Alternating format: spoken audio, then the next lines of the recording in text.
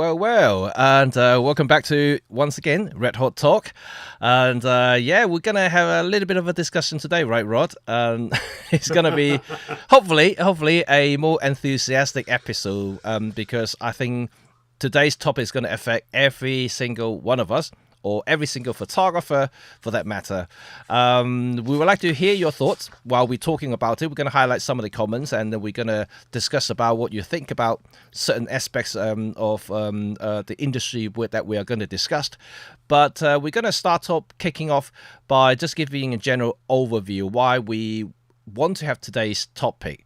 The reason I'm saying, or in the thumbnail at least, it says the camera industry is dying, is something that kind of reflected to me what's happening in the last 15-20 years. We all know that the market is shrinking, and we all know that the real photographers, I'm talking about real photographers who are using bigger cameras, not necessarily iPhone photographers or smartphone photographers, are shrinking. The number of us are shrinking. So it's not a very healthy scene if you look at it. And we want to draw some examples comparing to the computing industry in the past, and how we can learn from it, perhaps, to ensure the survival of this industry, to hopefully get some of your thoughts as well, whether you have any ideas or any suggestions or any input to today's topic, and we're going to go through that as well. So Rod, you've been in the industry for a very long time. And I have been shooting for a very long time. So we have seen the changes, right? We have seen the changes. Yeah. Let's not say last 10 years or even 15 years. Let's go all the way back to the heydays in the late 90s or the 90s to late 90s. That's when everything was peaking. Yeah. That's when the camera industry was at its peak, when they were making a ton of money, selling all sorts of different cameras from point and shoot to professional SLRs, and they have big lenses, small lenses. Literally, when you come talk about photography, these cameras were, all of them were really good. You got lots of choices for every single one of your needs, whether it's going to be specification or even just the design, right? But today is a very, very different market altogether now. And so how do you see the changes, like from the heydays in the 90s all the way to, let's say, 2025?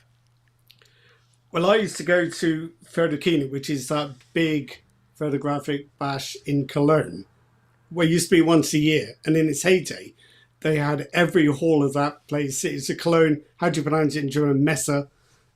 Huge complex, every room filled with photographic exhibitors. That quickly, even while I was going, kind of faded away, and now it's finished. It's stopped. So the volume of the industry does seem to be much smaller today.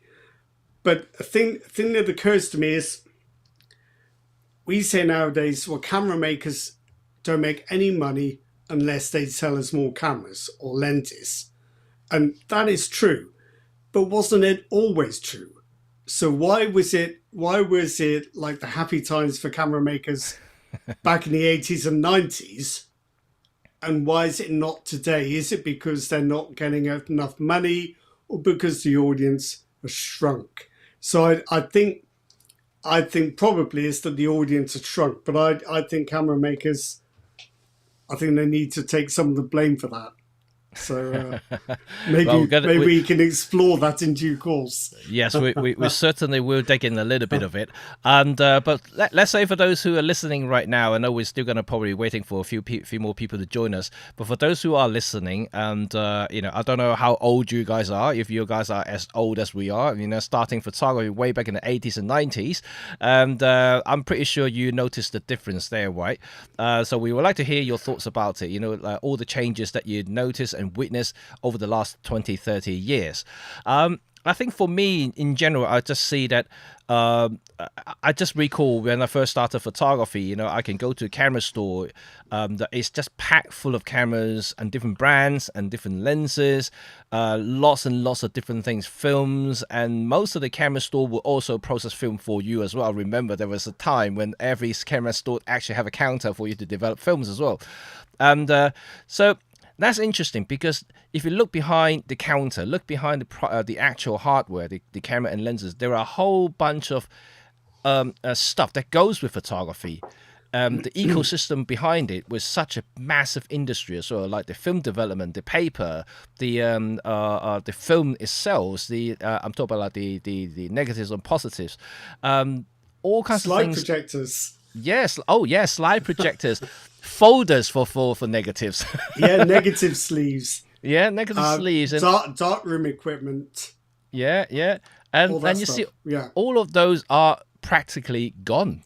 Yeah. And those were multi-millions, if not billion industry altogether, because they were big. Those are big industries. And all of that seems to have either gone or to just shrunk to a very, very tiny size now, become a very, very niche kind of products that people only are dedicated ones would go and buy or look for them. So that's what I see. That's what I can see now. Because you go to any camera store or any retailers, it'll be hard pressed to find anyone who sells film these days. And it's just a fact. Yes, the only films or analog process that they may still sell is Instax films. And, that's probably the only thing you can probably find these days. Too small. Yeah, too small. But unfortunately, I mean, I don't see much now. I mean, the traditional bags, tripods are still there. That's not going to disappear unless the industry itself disappears. But the whole kind of feel of it is very different to when I first started photography, way back in the 90s. The sense when I started, and perhaps when you started as well, there's a great sense of discovery and experimentation in photography. And most of the gadgets weren't terribly expensive, but there's something quite different about optical analog photography, in that it's a very physical thing. You need this bit of equipment, that bit of engineering, that little gadget. Today, the analogy is everything is done in software, so you haven't got all these physical accessories and bits and pieces you can try out. Like slide viewers, where you finally get your Kodachromes back from the lab, pop them in a little viewer, and you'd have a look, and you'd try and work out whether your shots were any good or not. So I'm not saying that's better or worse than what we can do today. It's probably quite a lot worse, but there's a lot of physical equipment associated with photography at that time, which is now effectively disappeared. Yeah. Really starting to see some comments popping up, and I'm just going to wait for a couple and then we'll go through that. But in the meantime, I think you're quite right. They're transitioning from, let's say, hardware approach to software approach is definitely very evident. And we now see that software, obviously, when Photoshop or Lightroom first came out, or Aperture even, way back in when the Apple days, and those were labeled as digital darkroom, because they are essentially replacing the traditional chemical darkroom to a software approach where you process the photo yourself and starting to edit raw. Because in the early days of digital photography, raw photos weren't actually that popular, because there weren't many software or good software out there for you to actually massage the file. So people simply just use the JPEGs, right?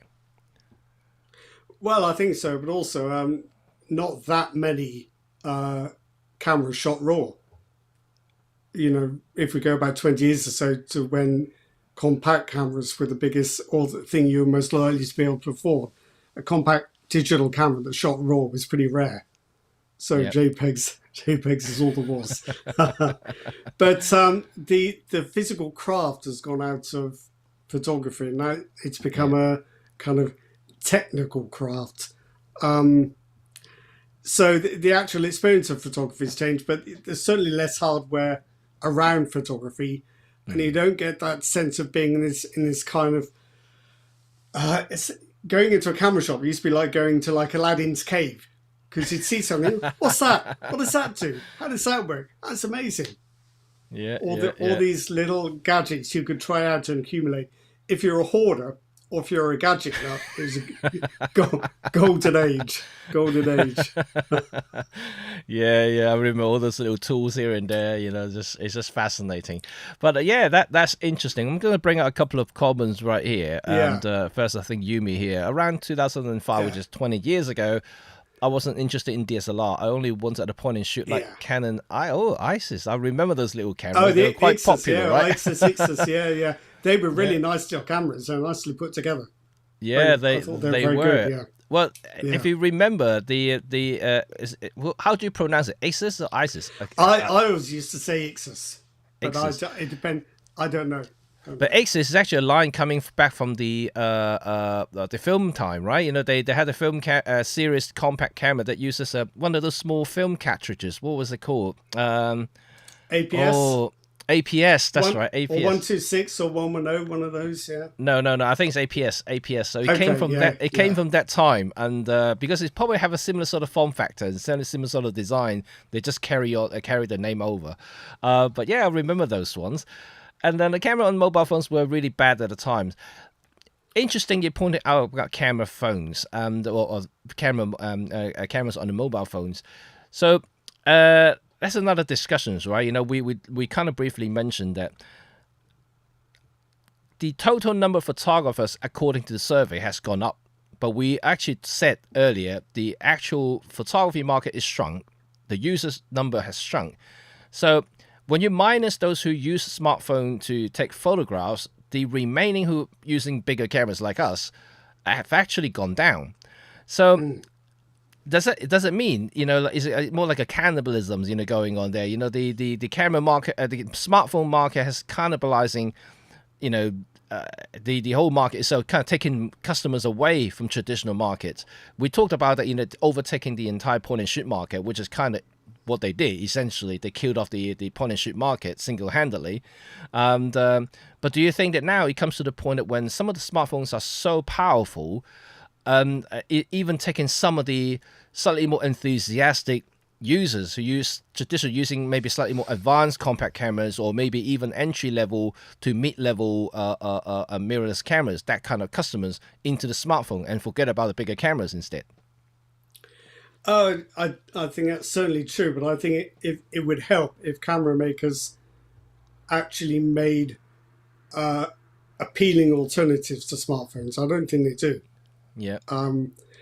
If you cast your mind back to things like they didn't call them power shots, did they? Those Canon 35mm compacts. Sure shot.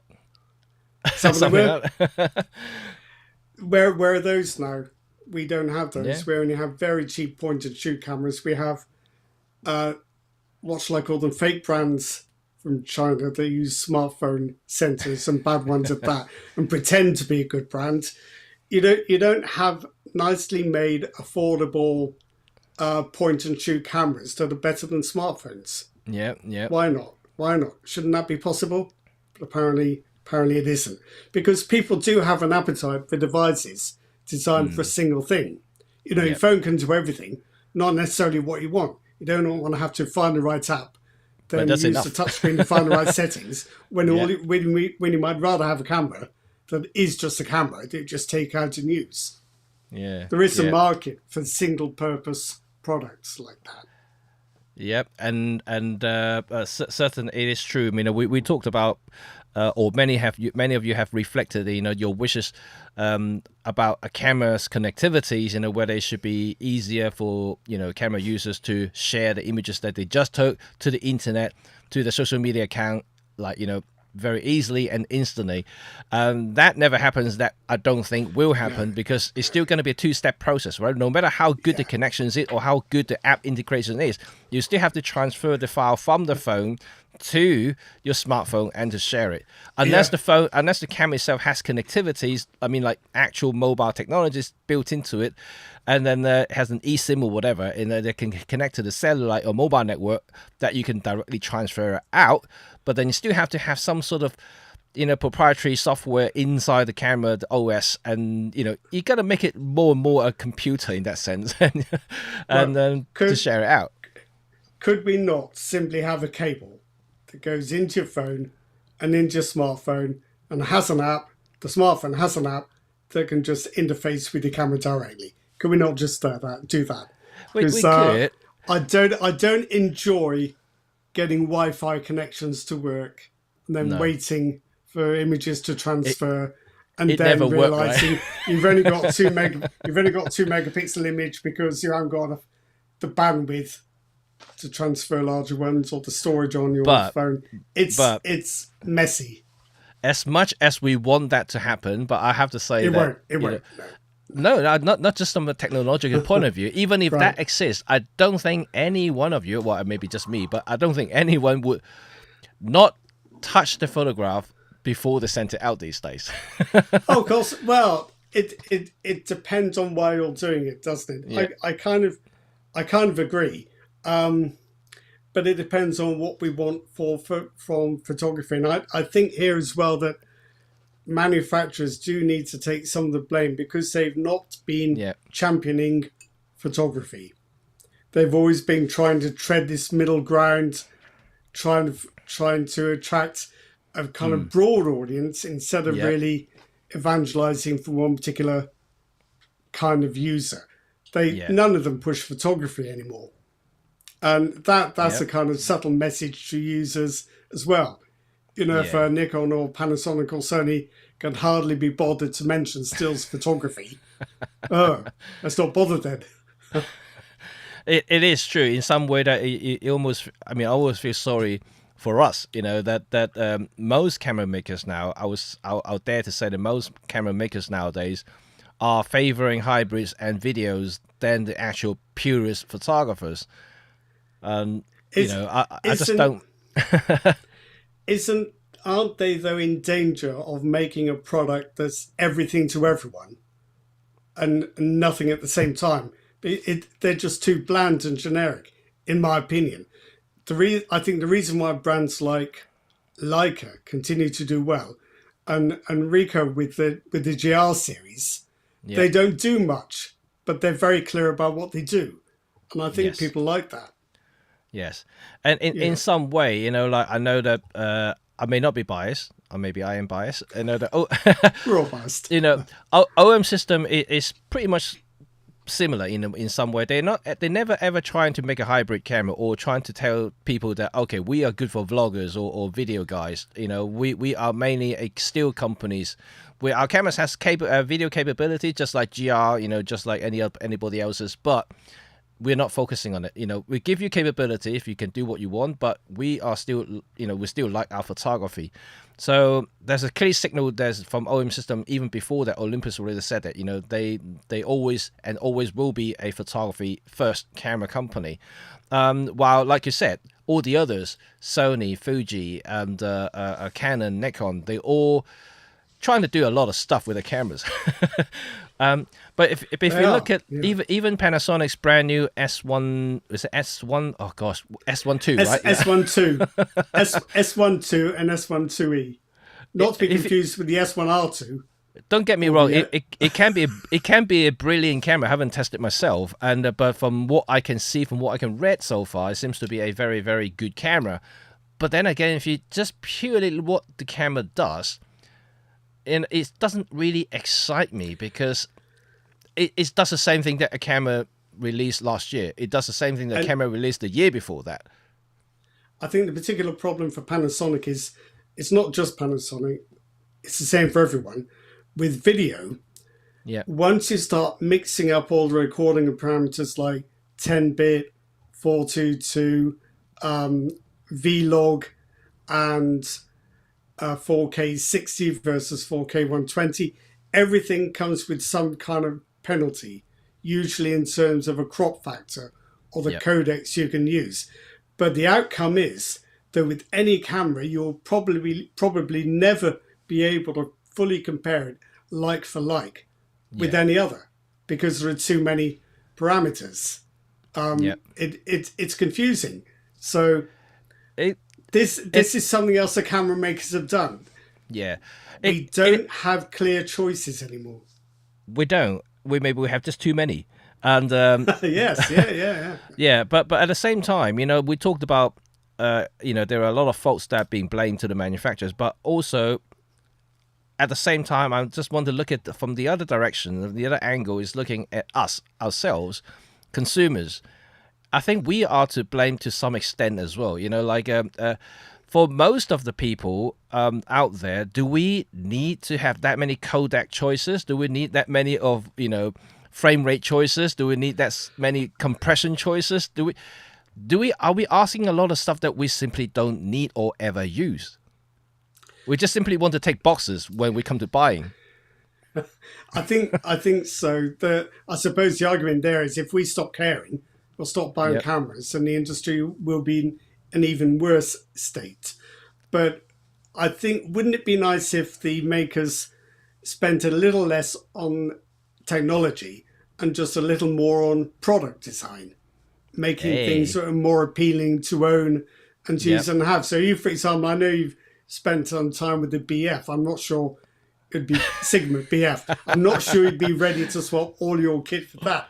But it is quite refreshing and interesting to use a camera that's unlike everything else. That's right. I think it's so. Quite cleverly designed interface too. It is. I like the interface, and but I think you're right about the design elements of it.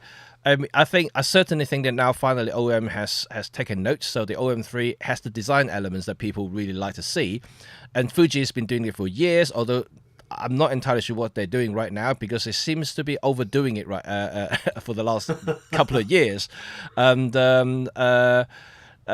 but all the other companies hasn't really paid too much attention when it comes to product design. And Sony has always had the same shape and form, for the last God knows how long. Canon is about as bad, that the Canon camera bodies is the same design, that the RF design, the R design is virtually hasn't changed that much, even the cheapest body to the most expensive body, is practically basing on the same sort of theme and same sort of design philosophy. The body shapes and angles are almost identical. Just the size of the grip or the size of the body varies, and the button placement, for instance. And Nikon is, again, very, very much the same. They haven't been venturing outside to the envelope by looking at something attractive, retro, maybe even futuristic like Sigma. They just haven't. Or even just designs that actually exploit the fact that you don't have the same optical pathway or film transport mechanism that you did with film cameras, so you don't have the same limitations. Why is it that all of today's cameras look like film cameras? There's no need for it. Does anyone remember the old Nikon Coolpix 900 and 990? Oh, yeah. It's basically like a small black brick with a pivot in the middle. So you had the camera and the lens one side, you had the screen on the other, and you just twist it. Yeah. And just alter your angle according to what you're shooting. Yeah. I've still got one in the cupboard. But why did they stop that? That is a very good design. Where's this innovation gone? Yeah, you're right. What's the other thing? I've got a Sony CyberShot R1, which has, it's like a bridge camera, but with just almost APS-C size sensor. And the LCD is actually in the top. So you flip it up to look at it from the back. It's mounted on the top of the camera, not the back. It's just a completely radical design. It actually works quite well. But all of this design innovation just seems to have been abandoned. It's not clear to me why. Yeah, it puzzles me sometimes whether they, I know they all have their R&D departments, and but when it comes to research, what are they researching? Are they researching just pure technologies? Like I'm talking about like computer chips and whatever, instead of actually asking us, photographer users, our experience or wish list that we wanted to be implemented in the product design. Well, do you think camera makers have become very risk averse? I think so. Do you think the strategies are developed by marketers and accountants who have a mindset of finding the most profitable route and then mining it and not following any other route?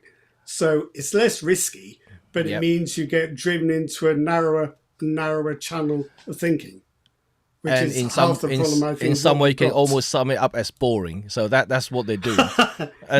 Narrow channel boring. Yes, it is because you're right. I think what you said it completely makes sense. I think this how I see them these days. And marketers And accountants, yes, because ultimately a lot of these bigger, especially like bigger companies like Canon, Nikon, I mean, I don't know, I think they're listed companies, so like they have to satisfy the board, the profit has to be up there, the number has to stack up, and they have to have certain growth expectations every year or every quarter, and so they're under a lot of stress in that sense. But at the same time, coming from a user's point of view, we don't appreciate that because you are stuffing us with something that that we discussed earlier may not necessarily need, or they may just repackage old technologies into a new form and call it a day, just to satisfy, we have to have a product cycle of 6 months or 9 months. We have to release something, like every so often.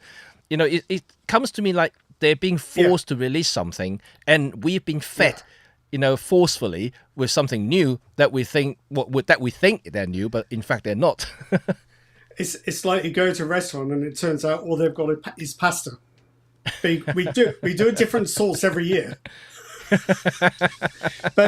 but how often have you heard people say or read comments from people saying, I don't want to spend this amount of money for this camera because it has got a load of video features I don't need, but I'm paying for, which may or may not have some merit to that argument. But this is a feeling a lot of people have, so that I think in any R&D or marketing meeting, everyone will say, "Oh, it's got to be hybrid."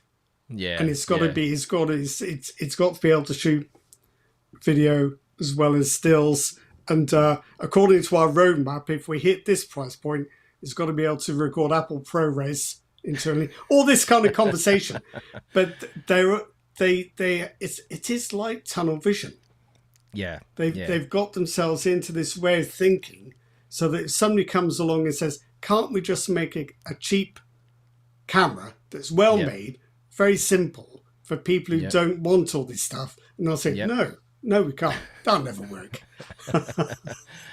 The good old days of cheap Canon's probably gone now, but we all miss it. I think so. Yeah, we all miss it for certain. But I would like to hear from all of you who've been listening right now, whether the discussion so far makes any sort of sense, whether you agree or disagree certain points of it. I already see some comments out there, and which is quite interesting, some of them. Quite a few of you mentioned about the AI stuff. We're going to come on to that in just a moment. But the camera industry is still very much a hardware-based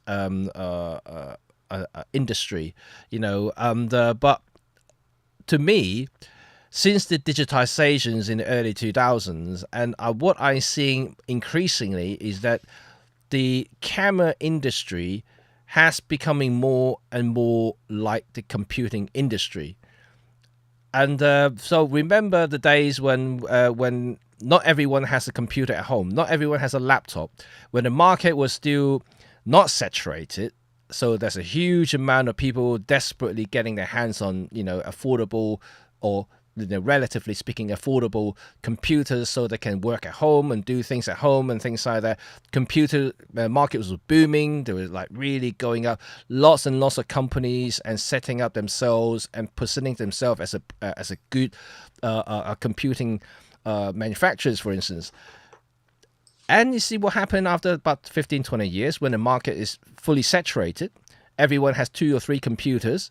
And some of these companies are slowly either disappearing, dying, or swallowed up by bigger companies. And I'm starting to see that pattern happening in the camera industry. Some brands already disappear. Some are going very, very small scale now. And some are being bought out or merged into the company. So it is happening. Is it because the market is not, well, first of all, it's not growing, but it's oversaturated? And how can this phenomenon be changed? Yeah, I think there's 2 reasons there, aren't there? I think you're right that the market's become saturated. I'm not sure about cameras because I think everyone who wanted a camera probably had one anyway. But what has changed, the rate of change, technical change, has slowed. So 15 or 20 years ago, the PC you bought last year is almost certainly out of date this year.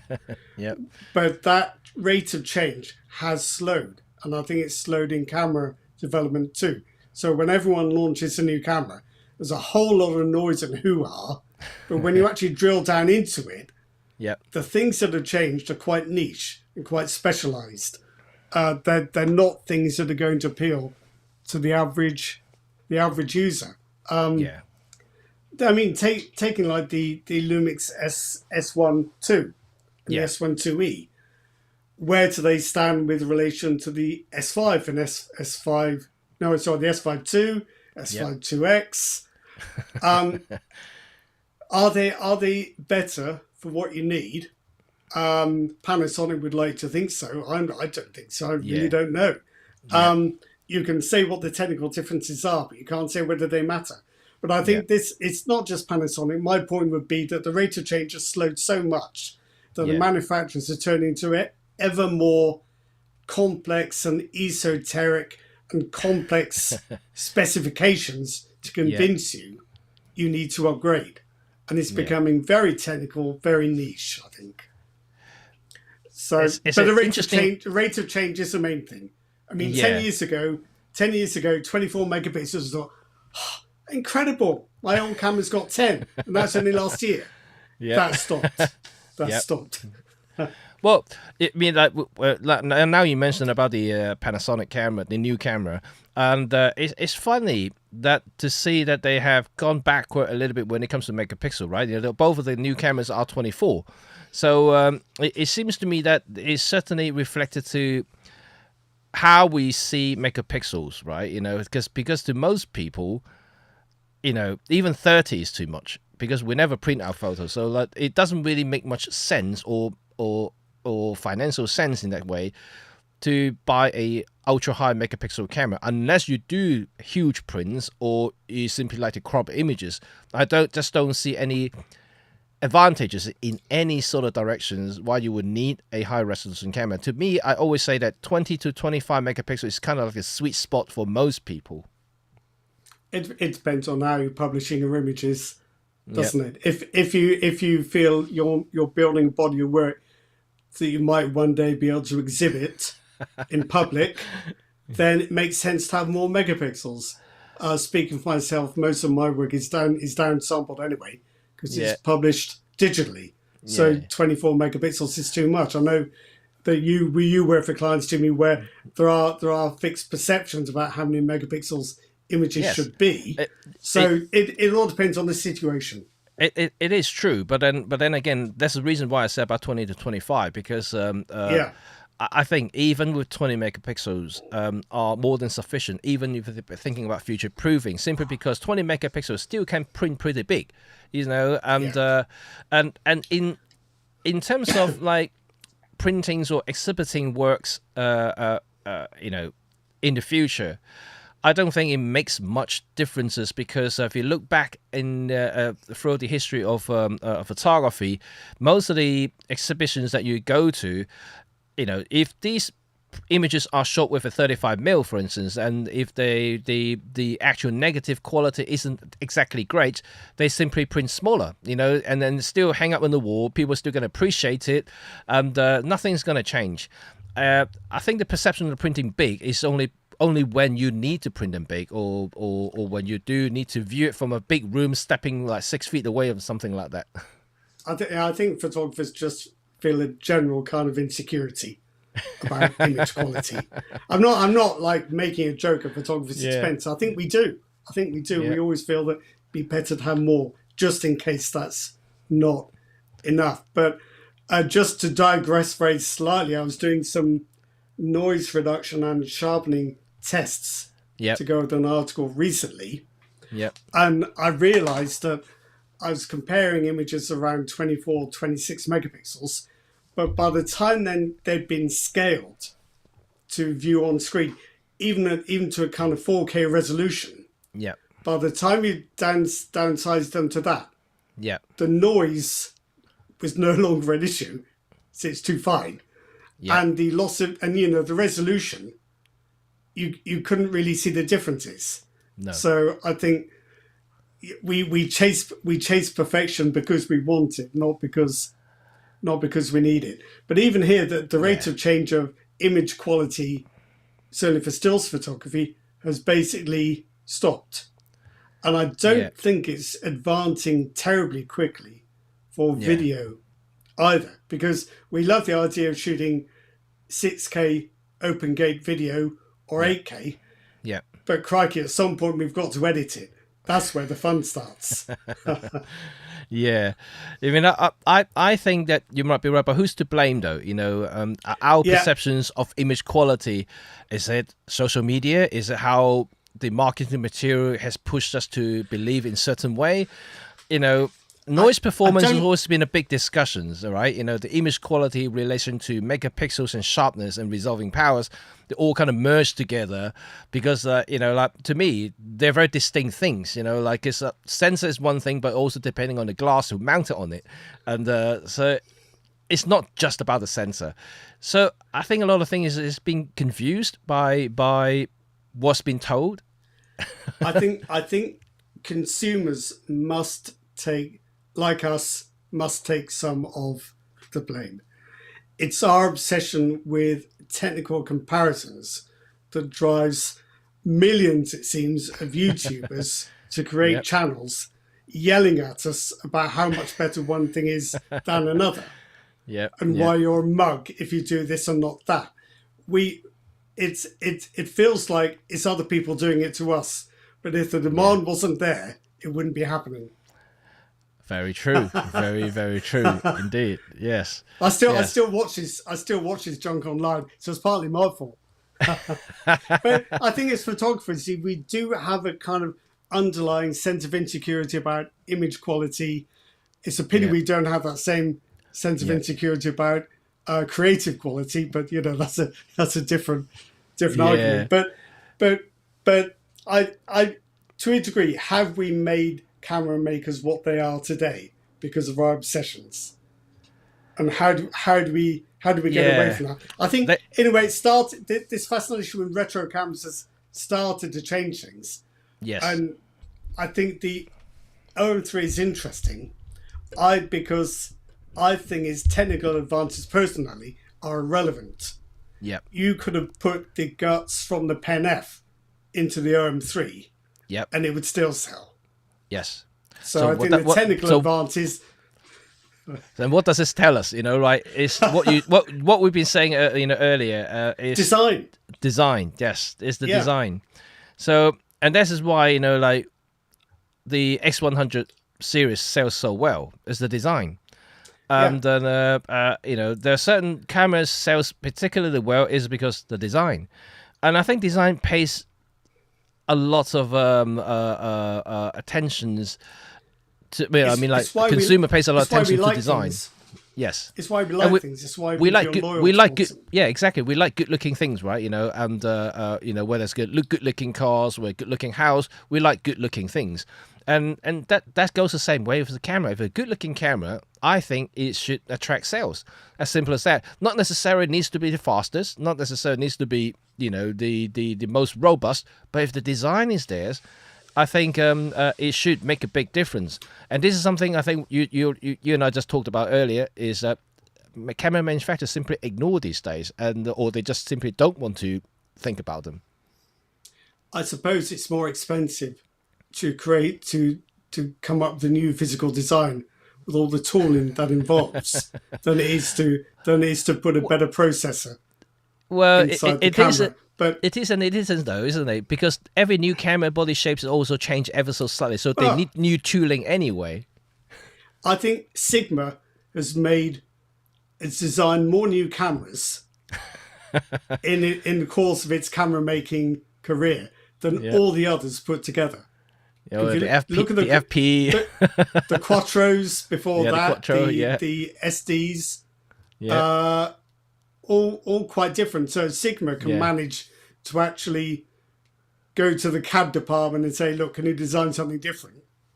And I'm sure everybody else could. Or simply ask the designer, say, "What's in your dream last night?"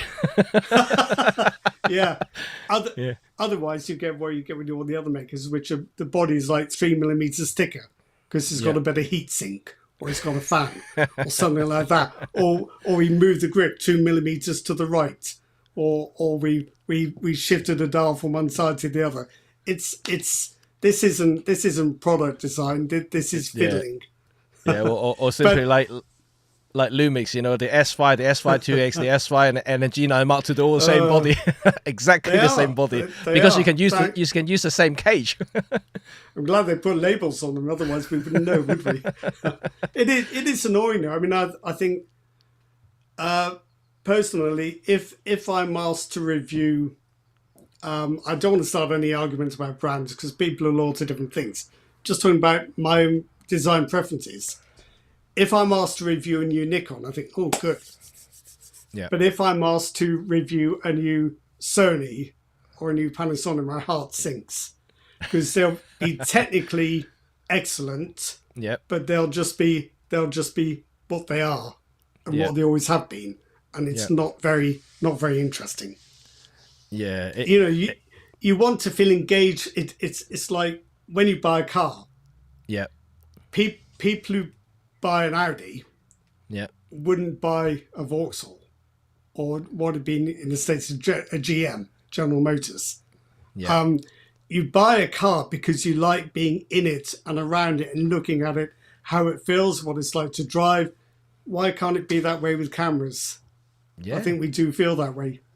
We do. We certainly do. And it seems the way that, you know, if the camera industry wants to continue to grow or at least attract some new customers, design is a big element of it. I think it needs to pay a little bit more attention to the design of their cameras.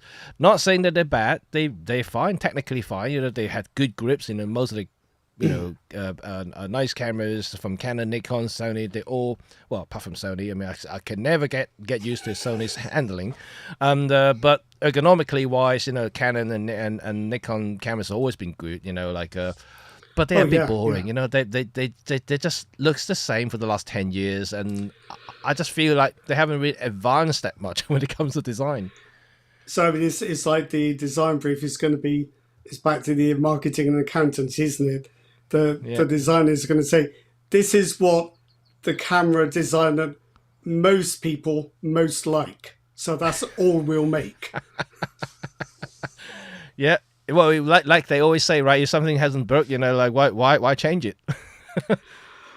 Well, yeah, but if nobody buys it, then it might just as well be broken. But I think you've got an interesting situation with Fujifilm. Yeah.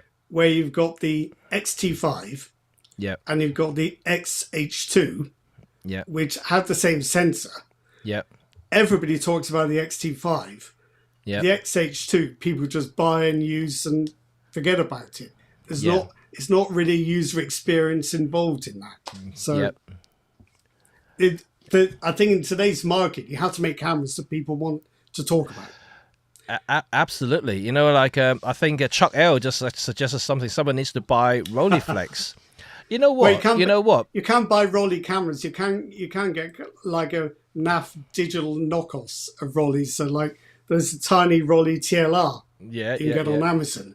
But of course it's not the same thing, obviously. No. Like today's Yashicas, God help us. Oh gosh. Oh my God, those Yashicas. Horrible. Like one of my favorite Yashica camera was the 124G, you know, the TLR. That's a brilliant camera. I had one of them unless unfortunately it broke. And mine broke. But pile of rubbish. Well, I overused it, but it was a great camera. It was cheap. It was affordable. It take as good images as the Rolleiflex, you know, and but it only cost you like 1/10 of the price, you know, which is amazing. But that is an interesting thing. I think there are a lot of camera brands that hasn't been resurrected at all or hasn't been doing very well. I think there are opportunities there, you know, if anyone wants to step into it. I think so, but most of them are just trying to liquidize their remaining assets and their intellectual property rights to, you know, just if they can get a few $100,000 for the Rolleiflex name or the Yashica name, sell it. Yeah. You know what? One particular brand that I know we're sidetracking a little bit. One particular brand that I'm quite keen to see more developments is Hasselblad. I know they're now owned by DJI, And but the brand new Mavic 4 Pro drones has showcased something that I wasn't expecting. Is first of all, is the main camera on the new drone is still the micro four third sensor or four third sensor. Is apparently is the same sensor or similar sensor to Panasonic's GX7 sensor, which is quad Bayer sensor technology. So 25 megapixel base, but you can extend to 100 megapixel in a switch of a button. But what interests me to think about DJI is not just about the technical side of it, the sensor itself, but how they process the images. Like it's claimed it has 16 stopper dynamic range, and I think someone did test. I think Digital World tested it, saying something like that. So some charts going showing the actual noise performance, noise or signal performance, and also resolutions and dynamic range. It's on the same path, if not beating the Sony A7R5 to a certain extent. So, if you think about it, these are four third sensor. If you like comparing GX7 sensor from Panasonic's camera to a A7R5, there's no comparison, right? Yeah, no, but it worries me. So it's the same as when people say, "Oh, look, we just proved the iPhone is as good as it's as good as a full frame DSLR." But yeah. I just worried that the test is one designed to fit within the iPhone's performance envelope rather than the full frame cameras. But perhaps, but then I do have a suspicion that DJI might have done something quite clever in the back end, because they're known for it, because they're known to exploit small sensors like the Pocket 3, for instance. The 1-inch sensor is brilliant when it comes to image quality. And how did they do that without exploiting that tiny little sensor, make it look almost like a big camera in terms of like the actual aesthetic, the outcome of it? They've been doing this for the action cameras, for all the little drone cameras before that. They were much smaller camera sensors back then, but they're still very, very good if you look at them. I don't think camera makers would like that very much. I think they'd say, do you know what? Whatever, you want to buy a full frame camera? We've got some of those. But that says something, though. I think if someone's got the will, and I'm pretty sure they can certainly make it look, even perform better than it is today. Do you think DJI is very interested in Hasselblad, or do you think it's kind of just having a little play with the brand, see where it goes, but ultimately just using it for a bit of glory? I think it's double-edged swords at the moment. So they are obviously keeping the medium format camera market alive by releasing special editions, a little bit like a special edition after special editions and collector edition, whatever you call them. You see the lens development is very slow. If they probably produce only one lens every 3.5 years or something like that. But it has just occurred to me that the X1D and the X2D, that is a bit of design. Yes. Whether you like it or not, it is different. What Fujifilm took a very generic safe route with the GFX, Hasselblad has just gone all out with the X1D and X2D. And that, I don't think they're probably quite as good in many respects, as, technically, but as physical products, they're quite unique. And I suppose the other thing is about the lenses. They don't come out very often, but every single one of them is good. It's spectacular. There are no duds. No duds. Yeah. So. And they don't know what they're doing. So, I think in some way that they are keeping that perhaps more like a in-house development team kind of thing, like a boutique product or a product camera. Yes. Yeah, but at the same time, they're utilizing some of the IP and also some of the technologies for their drone cameras. Interesting. And certainly they labeled the main camera on the new drone as Hasselblad. So is the last one before that. They haven't labeled the system on the Pocket 3, and maybe the Pocket 4 when it eventually come out, they may have a Pro version that labeled as Hasselblad. We never know. So it's going to be interesting to see what's going to be happening next from DJI. But the reason I want to bring them up is because of the new drone camera system development. It shows that someone can do a better job with a forward sensor than currently Panasonic or even OM system, technically, because they have done something great, and they have managed to actually create the drone for about the same money as GX7 and OM3. If you look at it side by side, this is a flying camera. It has a camera that takes picture. It has a sensor, which is equivalent to all the latest crop of Micro Four Thirds cameras, but it does a better job in imagery, and it can fly for the same money. Well, I think Four Thirds has always had a raw deal because people look at 1-inch sensors and say, "Oh, that's big for a compact camera. That's not bad." They look at Micro Four Thirds, which is twice as big again, and say, "Oh, it's not APS-C or full frame, is it?" So it's kind of been unlucky with its perception. But I'd be quite happy to see more MFT cameras. And just imagine, there was a comment earlier on about the pen series. They should just start up the production line again and start making them again. Cheap little pen, EPL, 8, 9, 10, 7, 6, whichever one you want to do. They're all about the same, to be honest. Just restart production of that and just sell it as a stills camera because it looks nice and handles nicely. And it's a camera you don't mind getting out and people seeing. Whereas if you're out and you've got a Sony in a bag, you're going to keep quiet till nobody's looking. It's Sony, interesting, right? Sorry.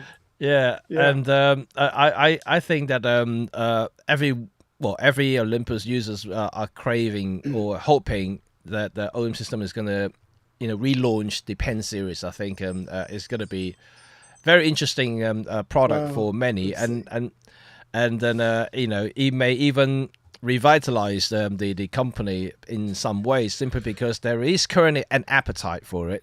It's just whether they do it or not. And at the same time, I think what you just talked about, the whole kind of design element of cameras will possibly take a big role or more important role in the future of camera developments. I hope so. I can't really see how they can revitalize the market without some stimulation. Currently, the only stimulation is specs. It's only numbers. Yeah, exactly right. But are they just giving it away, the whole market? If you mentioned the Pocket 3, which reminded me, that you look at the Pocket 3, 1-inch sensor. That's right, isn't it? 1-inch sensor in the Pocket 3, correct? Yep. And you compare this camera on a stick, which is that size, doesn't need balancing, and folds to go in your pocket. Even if you take a relatively light APS-C hybrid camera, like a ZV E10, put that on a gimbal, it's 5 minutes to set it up. And that's not going to go in your pocket, that's for sure. And it probably still won't stabilize as well as the Pocket 3. No, and you still have to hook up a mic if you want a good audio. Yeah. And it's like the camera makers have left an open goal for people who have better design ideas than them. And DJI is an example of a company that's done just that. If somebody said to me, "Oh, I'm thinking of getting a ZV-10," and I say, "What lens are you going to use?" "Oh, I'm just going to use a fixed focal length lens. I just want it to be easy, so I get Pocket 3 then." Just do that. Well, save you some money too. I feel it's that simple. Yeah. I don't think hybrid cameras are as good at video as the manufacturers would like us to think. Not when it comes to things like stabilization. And just general form factor and portability and simplicity. There's no way you could walk around a tourist site with a hybrid camera on a gimbal in a way that you could with a Pocket 3. No. And the results are probably going to look pretty similar.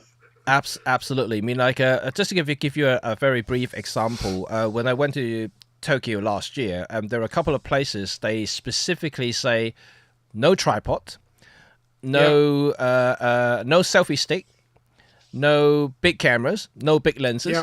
They specifically say that. So I wanted to make video content. So obviously, if I really want to use my big camera, that's out of the way. I can't use any of them.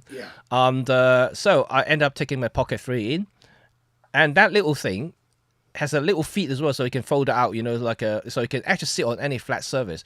So what I did, I managed to do a vlog to myself, you know, just take an ultra wide angle attachment to it. You know, I managed to change the focal length in a way, you know, kind of suddenly have a much wider perspective, and do time lapses, motion time lapses. I do the video, I can do all sorts of stuff, all with that tiny little thing.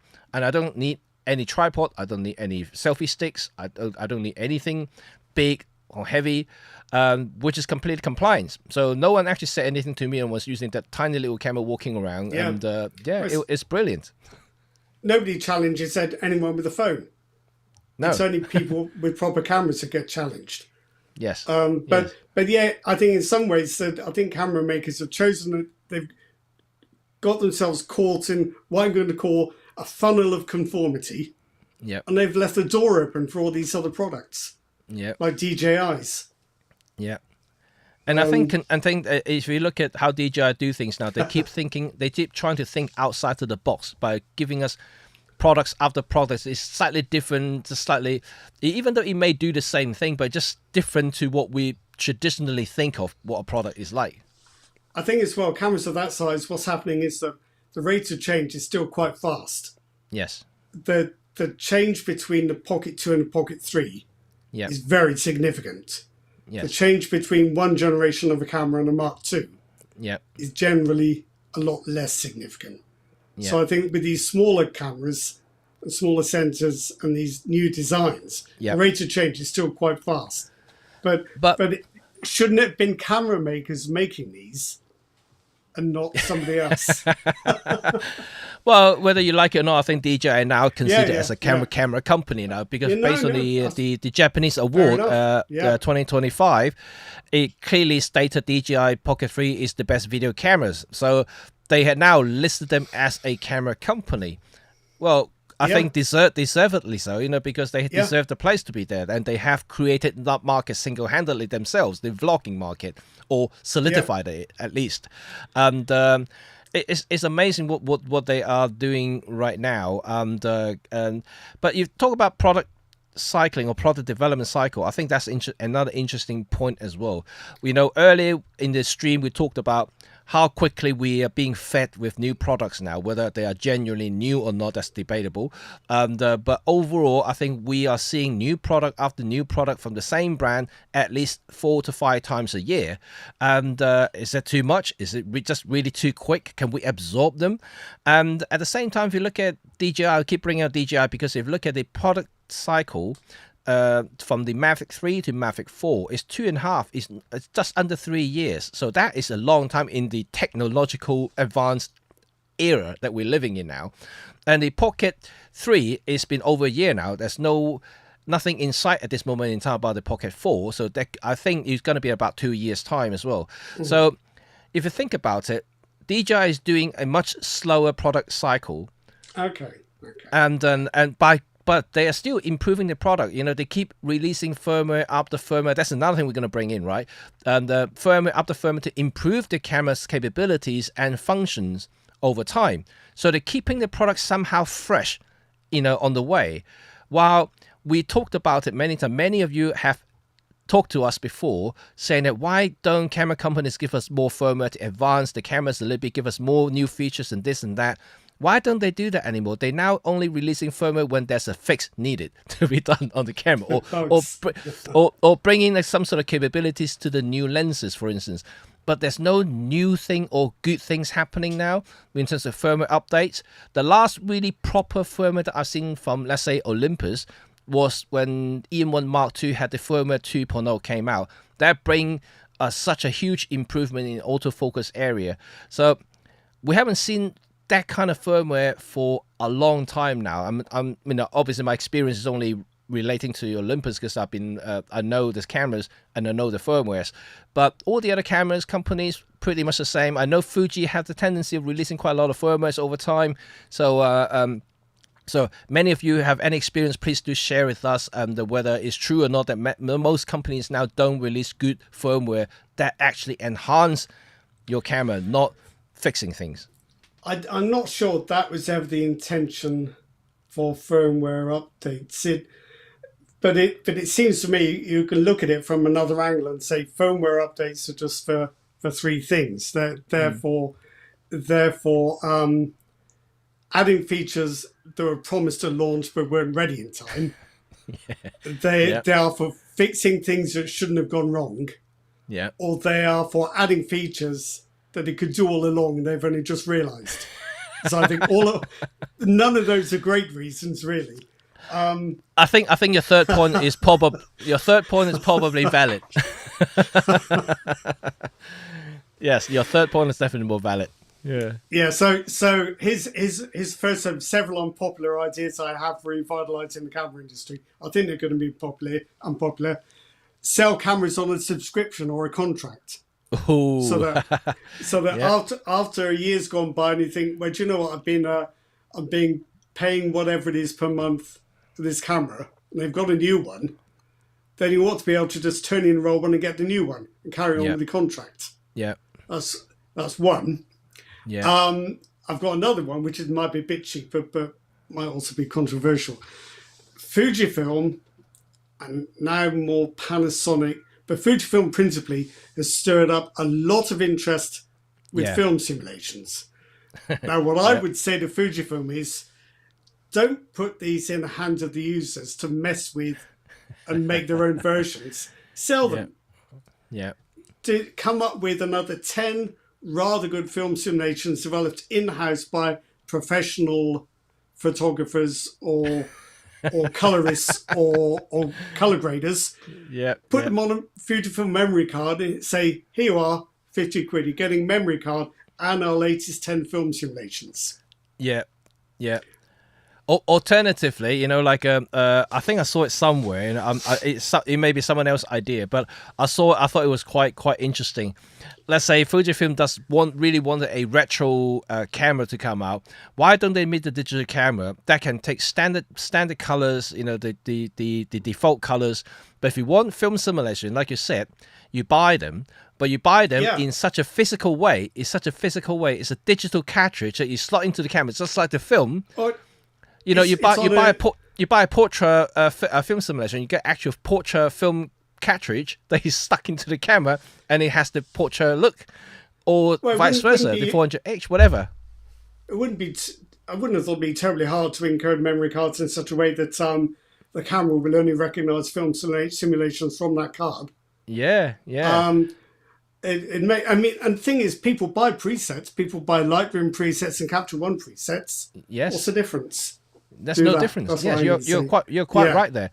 And and I just saw Chuck's a comment: continuous AF for $199 a month. That's cracked me up. There are some cameras I use when it wouldn't be worth $199, but Yeah. Or certain like subject recognition, right? You start charging for them, Or let's take something very concrete. You've got the Lumix S1R2. Yeah. You can get it cheaper if you like, but it won't have all the fancy video. If you want all the fancy video, you get a software key and you buy it. That's another thing, so just came to my mind, and just now it's slightly different. We're full of ideas. Just because I saw the continuous focus came on. It's one thing that really puzzles me, and after seeing the launch of the DJI drone, the camera actually automatically recognizes subjects. So there's no mode that you have to set in the menu. Oh, human subject tracking, car tracking. You don't have to set any of those. It just recognizes it. Why do we still, in the camera, and even any cameras out there, why do we still have to select them? Why do we have to select face detect, human subject detect, or animal detect? Canon will do it automatically, and there's somebody else who I forget for a moment is just introduced. Right. Okay. Canon will do it automatically. Then they've got a different problem because it's constantly detecting things you don't care about. And you wish you just shut up and go away. But yeah, it should be automatic. Canon does it. But all I would want from that system is not a menu saying enable this, which is your subject that you want to track, or do you want me to do it automatically? I just want to switch on the top. Subject detection on, off. Yes. And if it's on, it's automatic. If it's off, is not going to mess with what I'm doing. Yeah. Simplify it. Customize a button to do that. That's what they were saying. Yeah. It's like drive modes. It should be single, fast, and faster. Yeah. Just stop there.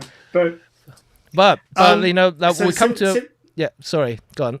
I was only going to say simplification is product design, which is why I'm keen on product design. The only other thing I was going to say, if we're going to move on to something else, is the current craze for Fujifilm cameras. Yeah. The ones that have been discontinued, like the XE4 or the XE3 or the ZXF10, which Fujifilm never liked, but apparently everybody else does now. All of it is based around how they look and feel. None of it is based on their technical capabilities. People just don't care. It's what they're like as physical products that appeals to them. It is. I mean, it's just like even Lumix Micro Four Third camera. There is a huge cult following of the G9 Mark 1 and also the GX9. I think the GX9, GX8. Can't remember now. But there's a cult following for that, and even the GM5 and GM1, the tiny ones. And I mean, it's the design, it's the quirkiness of these cameras that kind of have that following and continue to have that demand. It's interesting you brought that up. Andrew just asked me, and what if it can't decide what to focus on, person, the car, the Golf? Right. It's fine. It's because it's checking 50 times a second, so it could be any of those at any one moment. No, but one might Canon anyway.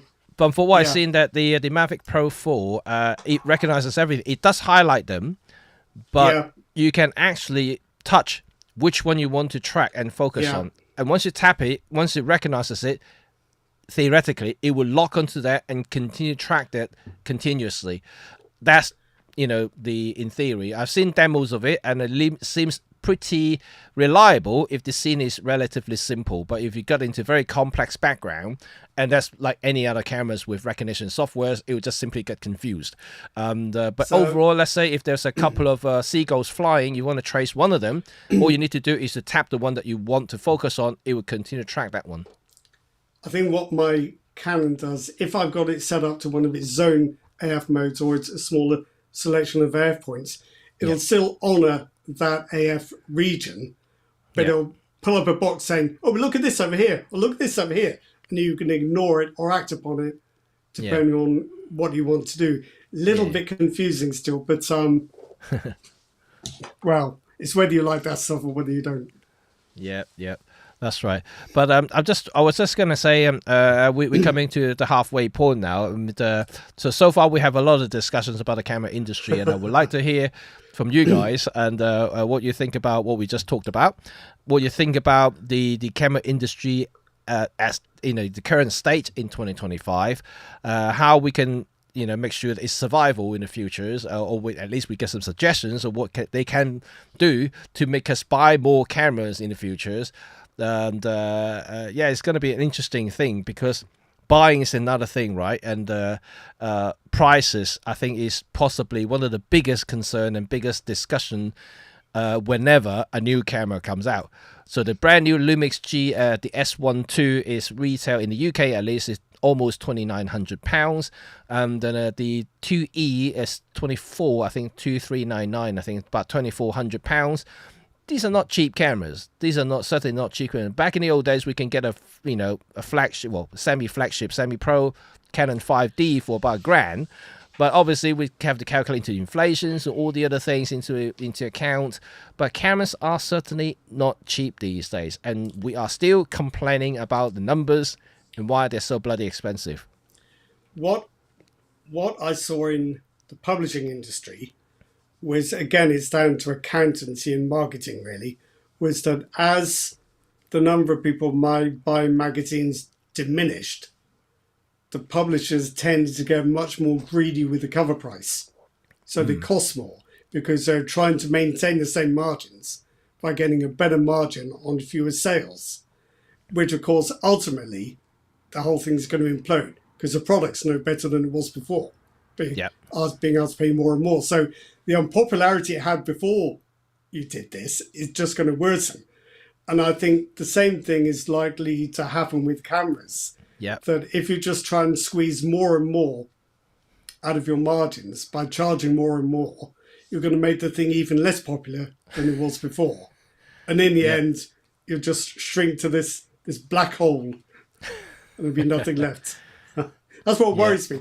They should be mass market products that don't require a huge, that aren't life-changing decisions to buy.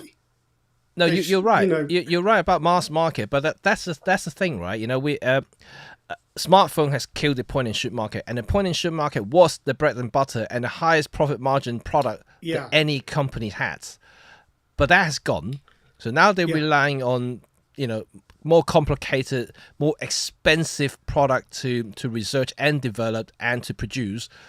And how can this end? They've gone into this vicious cycle now, and then it's not going to be improving unless they found a way to be more profitable, yet doesn't cost them too much to develop. Yeah, well, I'm sure they would like to know the answer to that as well as me. I do think the product design has been neglected, and if the current retro mania has shown us anything, is how important that is. Yeah. Because new mainstream cameras are so similar. If you look at it from a historical context, 20 years ago, digital cameras came in all sorts of shapes and forms and colours and sizes. Now, they're all black mirrorless hybrid boxes at various different prices with various different unfathomable permutations of video specs. The variation has gone. So if you're bored by that kind of camera design, you're simply not going to buy one. 20 years ago, you couldn't be bored by camera designs because there were hundreds of them. Well, hundreds, I'm exaggerating. But there's much more variation. You were bound to see something that caught your eye. But now, if bland black boxes don't do anything for you, you're not going to buy any of them. Yeah. And obviously, we are talking about the general market and consumer market in general, not about image making, because photographer, who cares about cameras, right? As long as they can take pictures, as long as we can control them and do whatever we want as a photographer, we are happy. We are all about art and photographers. But we talk about the camera market in general, because not all of the consumers and people who buy cameras are proper artistic photographers. Most of them are just simply buying them either for the look, or whether it's just convenience of doing certain things, or whether simply they just want to buy nicer cameras for holidays or whatever. There's so many reasons for them to buy cameras, but we just talk about in general. And I think design does play a big part of it, and we keep repeating it because it's quite evident now, right? The likes of Fujifilms and the latest OM3 has proven the point that good-looking cameras does usually have a better response from a consumer's perspective. They do tend to look at a camera with interest than just simply looking at, oh, that's an expensive thing. So it's not that easy to try to entice people these days to buy a camera, because like you said, first of all, they all look the same. And for those who are not, for those uninitiated, let's put it out there, for those uninitiated, they will find that, well, those numbers, they don't make sense to them. All these codecs, all these 4K, 6K, 5.6 open gate, they have no clue about any of those stuff. And the thing is, neither should they. It doesn't mean they're foolish or superficial. It just means their needs are much simpler than the makers realise. But the thing is, a lot of the consumers, a lot of the people who buy cameras are it sounds a bit bad, but they are simple people. They're people who don't want complexities in cameras. You're right. Exactly right. Yeah. And this is why a lot of the beginner level cameras were selling so well in the past. The entry level cameras, because they were a lot simpler compared to the flagship cameras. How many custom buttons on these high end cameras? They got like 20, 30 different buttons. It's just crazy, right? I don't want to have to program a camera. I mean, it's their job to design it. Their job to figure out where the ISO button should be. and where the drive mode button should be, or the dial. Yeah. Figure it out. I'll just adapt. But don't ask me to program my own damn camera. But I think, yeah. So, I mean, Andrew makes the point that attempts to vary camera designs happened 20 years ago, and he says it stopped because it obviously failed. Would it fail today? That's my argument. I'm not so sure. I think 20 years ago, photographers were a pretty nerdy bunch who disapproved of anything different or weird or unusual. I think the audience has turned on its head, and that's become, being different and unusual has become important. But I think also can be quite wrong. In some way, I mean, this is almost history repeating itself, right? I mean, to me at least. The bigger the companies, the bigger the corporates, the lesser they become creative when it comes to product design. Yeah, definitely. And it's only the smaller companies, the smaller people, in order for them to succeed in the industry, they need to be creative, need to think outside of the box. They need to make something so radically different compared to the traditional products. But the big companies are the traditional ones. That's I think that's probably what's happening right now. And the likes of DJI, they come from nowhere. They're making drones, and all of a sudden they're making all sorts of different cameras. So they can experiment because it doesn't matter. Sigma can make the BF because it doesn't matter. Exactly. Because every BF they sell, they'll sell 1 million lenses. That's where the money is. But it is. I think that is practically says the way that bigger company needs to be a little bit more brave. They have the resources to be brave, to be quite honest, but they just don't want to be. And then I just don't understand that logic sometimes. But the bigger you are, you should be more the one pushing the boundary in multiple fronts, not just technologically, but also when it comes to design and even a new category. They don't create new categories. New categories is only being created when someone else did. They just follow it these days. Outside of that particular industry. So that is weird. Yeah. I thought Canon was brave to do the PowerShot V10. That's the vlogging thing, right? Yeah.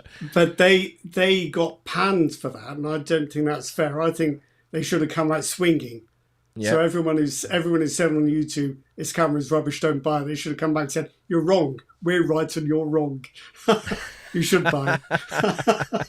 But camera makers are too respectful of their audience and too cautious about their existing users to take that kind of risk. You can understand it, really. But they've probably done some probability calculations, and some variance analysis. Yes. Yeah. What will sell, what will not sell. It's a lot of analytical things going on there. But like if you think like that, you're never going to advance. You're never going to break the mold and become something really different. I'm not saying DJI is going to reign forever. I mean, there ought to be a day when there's another company come out suddenly thinking, I need to do something really cool. And it happens every so often. So I guess, to summarize a lot of things that we just talked about, I think camera companies, in order for them to thrive and maybe even to improve in the next few years, is to start looking to certain directions like product design, and new category generations, and maybe taking some risks, when it comes to a certain product development. Especially those who can afford it. I'm not suggesting OEM should do any because they just do relatively new and small. But big boys like Canons, and Nikon and Sony, they have the resources, have the capabilities and the talent to do something really cool. But it's just whether they want to do them or not, And I know that it's going to take some convincing to the marketing people and to the directors, to the board of directors or whatever. They probably need some convincing to do. But the thing is, we are bored. Well, Canon does have a kind of wacky design department where it does concept cameras that it does bring out at shows. But I don't think it does it very seriously. I think it keeps that side of its business at arm's length from what it considers its serious work. But having said that, I do know Canon has a weird industrial design team in-house. Because if you look into the Canon's website, I know that if you go into the website, most people are looking for the camera stuff, looking at the binoculars, camcorders, printers and stuff like that. But you can also see that occasionally they design speakers, lights and stuff like that. So there is a department just purely looking at designs. But some of those, or most of those designs, probably never filter into the camera making, because no, it's just a weird thing, Like I'm pretty sure they have the talent there. It just need to be implemented. Yeah, and I think there's a good point here from. I'm sorry, I'm not sure I know how to pronounce your name properly. Estrame? Yeah, possibly. Olympus did some market research, found that there might be a lot of Japanese men 40 to 80 years old who would buy the O3. Possibly. The dangerous surveys is it depends on who you ask. Because I've been involved with statistics somewhat in the past, and you can get any statistical outcome you want if you choose the right sample and ask the right questions. And it's very easy to create a survey that predestines the answer. Right. Because you're asking, maybe if you ask the customers you've already got, they'll want the products you already make. Yeah, that's how that would work. I just want to answer this point here. It's not necessarily just about OM system, but in general, I think there are two ways of looking at what you just say here. First of all, about the age group, 40 to 80-year-old. When you're thinking about wide. when you think about a camera priced at roughly, 1,800 to 2,500, let's say roughly this kind of price mark here. Yeah. These are not cheap prices, and so no, they're not, people who are 20s, who just come up from college or just starting to get their first job, these are expensive cameras to buy. Unless you're working in the industry, unlikely you're going to have that sort of resources to buy this sort of thing, because OM3, X100, for you name it, whether it's professional tool, that's debatable. You use it for work, that's a professional camera. But regardless, a lot of these are surplus luxury items. Things that people buy to show off, as a styling thing. And if that's the case, who will have that sort of disposable income to buy this sort of thing as a fashion piece? You talk about at the age group who can actually has that disposable income to buy them. And 40 to 80-year-old, 80s, they're about like 60 plus are retired people who have the, maybe they just like a good looking camera that resembles some of the older cameras that they use. Nostalgic reasons. 40 to 50, some are already probably quite successful. They already have a nice system going. The first camera, they want a second camera that looks good, they can walk about. So possibly, and it may not be wrong. Or you run a YouTube channel and you figure that it's a sound investment because you'll get X number of views from doing a channel about a retro style camera. It's a business choice. I've seen so many YouTubers now got the Nikon ZF last year because it was a hot product and everyone wants to make videos of the ZF, and so they decided to make ZF as the centerpiece, and then anything that surrounds the ZF, it become a video content. But then you're a hostage to fortune because a few months later you've got the OM3 and you think, oh, should have done that, and then it'll be something else.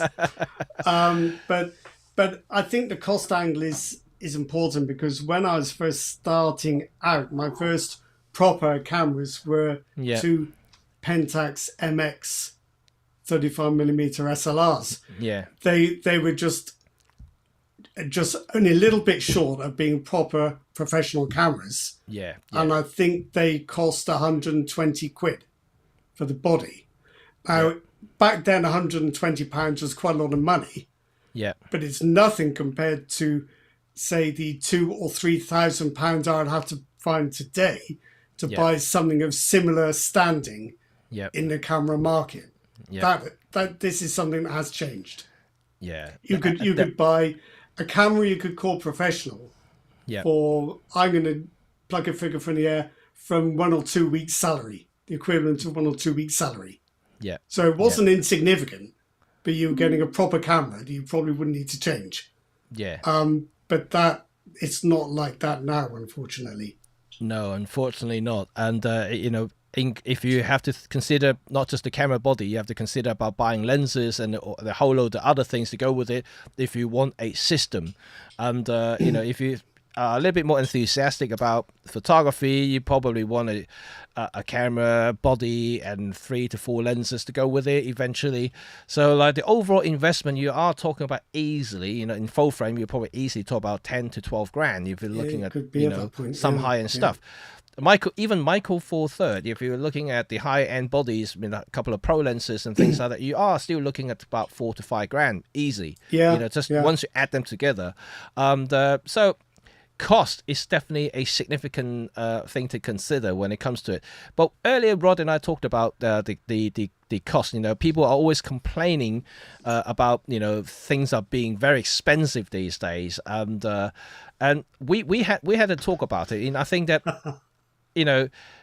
we are also at the same time supporting the camera industry by buying their products, and obviously camera companies, as a companies, even as an individual making these cameras, they can't make a loss, right? I just don't think it's fair to ask them to cut the corners or cut the profit margin to the point that they barely survived.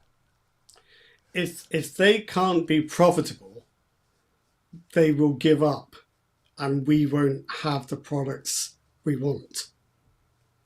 That's the bottom line. If the camera market does, and if people do leave the camera market, or it becomes so unprofitable to have to double prices or something dreadful like that, then we will lose the thing that we want.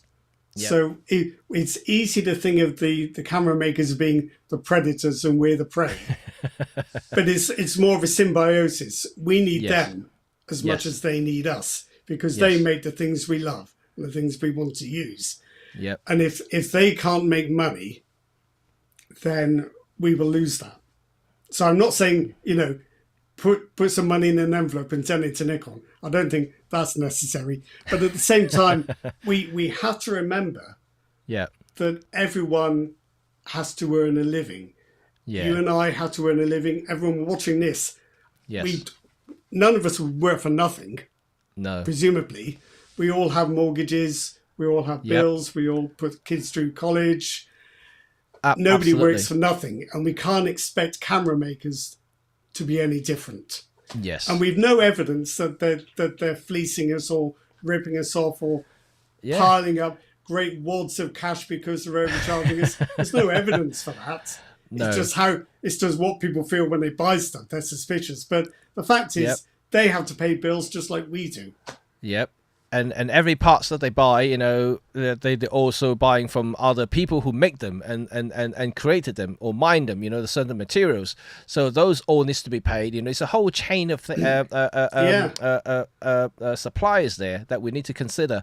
It's not a very simple thing to say. Just to give you a practical example, for instance, and although I don't do weddings anymore, but then in the wedding industry was a very bad things in the UK at least, is that we constantly had to compete with the semi-pro market or the enthusiast market, because a lot of anyone who can take good photos these days would easily charge them people. If someone asked them, "Oh, would you like to do something for me?" And because they never worked in work as a full-time professional environment, all they ever thought about pricing is that, if I can get a couple of quid here and there just to supplement my hobby, I can pay half my camera body and half my lens, I'm happy, right? So, but that's not really the end of story, though. Thinking about once you start charging that sort of money, and your following customer will think that, okay, you only charge that much. That will be your fixed price. That will be the price you are forever going to be remember. And then what's happened? If you some days becoming, I think this is a good thing, right? I'm getting constant inquiry now. That means I could potentially become a professional. Now, when you make the decision to jump from being a part-timer to a full-timer, then you realize, oh, shit. I have to pay insurance. I have to pay this. I have to pay that. And the camera do wear out. I have to change my camera every year. And then things do that damage and this and that. And you start to think about... Can't go back to all your old clients and say, "Oh, by the way, I've had to quadruple my prices." That's okay, isn't it?